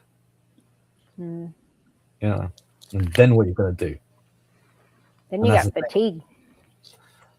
People get fatigue, yes. Yeah. But the crybaby terroristic monster bullies. Yeah. The crab bullies. They'll just rinse and repeat, right? Yeah. But they're up shit's creek. Yeah. Oh, they're done. They're so done. Yeah. Yeah. And there will be white knights that will try and fucking have pity on them, have mercy on them. Yeah. Fine, you do that. Yeah. Go fucking like these immigrants. It's funny to hear because like they'll go, oh, we should give them a home, and then as soon as you say to them, okay, how about they come stay with you at your house? Oh no, I've got no rooms at my house. Oh no, I can't have them living with me. So yeah, but you're happy to tell other people that they should have immigrants living in the tenants in their houses. But funny how they can't live with you. How generous you are. Yeah. You know? So yeah, let's see how true to the white knight. Let's see how true to the word they are. Yeah. That's what Vegas Valley. earlier before, like when you put these enablers in a position of where their backs are against the wall. Yes. They'll- They're corralled. They're blacked in with the rest of them. Yeah. And guess what? They have eyes on them constantly. So I think the only way it's ever gonna work out properly is if accountability is just spread out equally. So the enablers get held accountable for developmentally fucking retarding people. Because that's what you do when you enable bad behavior. You create a hostile environment. So as long as there's accountability there, and then accountability for all. I mean, the sword cuts both ways, right? It should cut all ways. Yeah. And this is where you get the golden opportunities of being like, you wanted equality, right? Yes. So I'm just giving you what you asked for. I am a proponent. I will be the biggest feminist pushing the equality agenda in a male-dominated man's workspace. Because all the ones that I see saying that enjoy a lot of preferential treatment. So we'll see how they like equality. Yeah. Yeah. What goes around comes around. Oh, yes. When am I going to let you come up and say hi? We need to schedule a stream, just me and you. We need to find a topic. I need to pick your brain about why you let crazy bitches in our society get away with their bullshit. Why are you such an enabler, Vegas Valley? One of these days we shall. All right. Tom, it was good to see you. Penguin, good to see you. I hope you're well. Hope the family's well. JC, good to see you. Smith.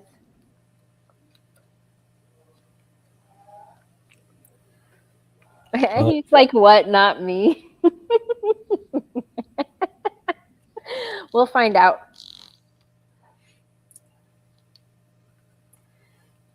Yeah, chat. Summon you guys around. Yeah. Bye, Mescaline Dreamer.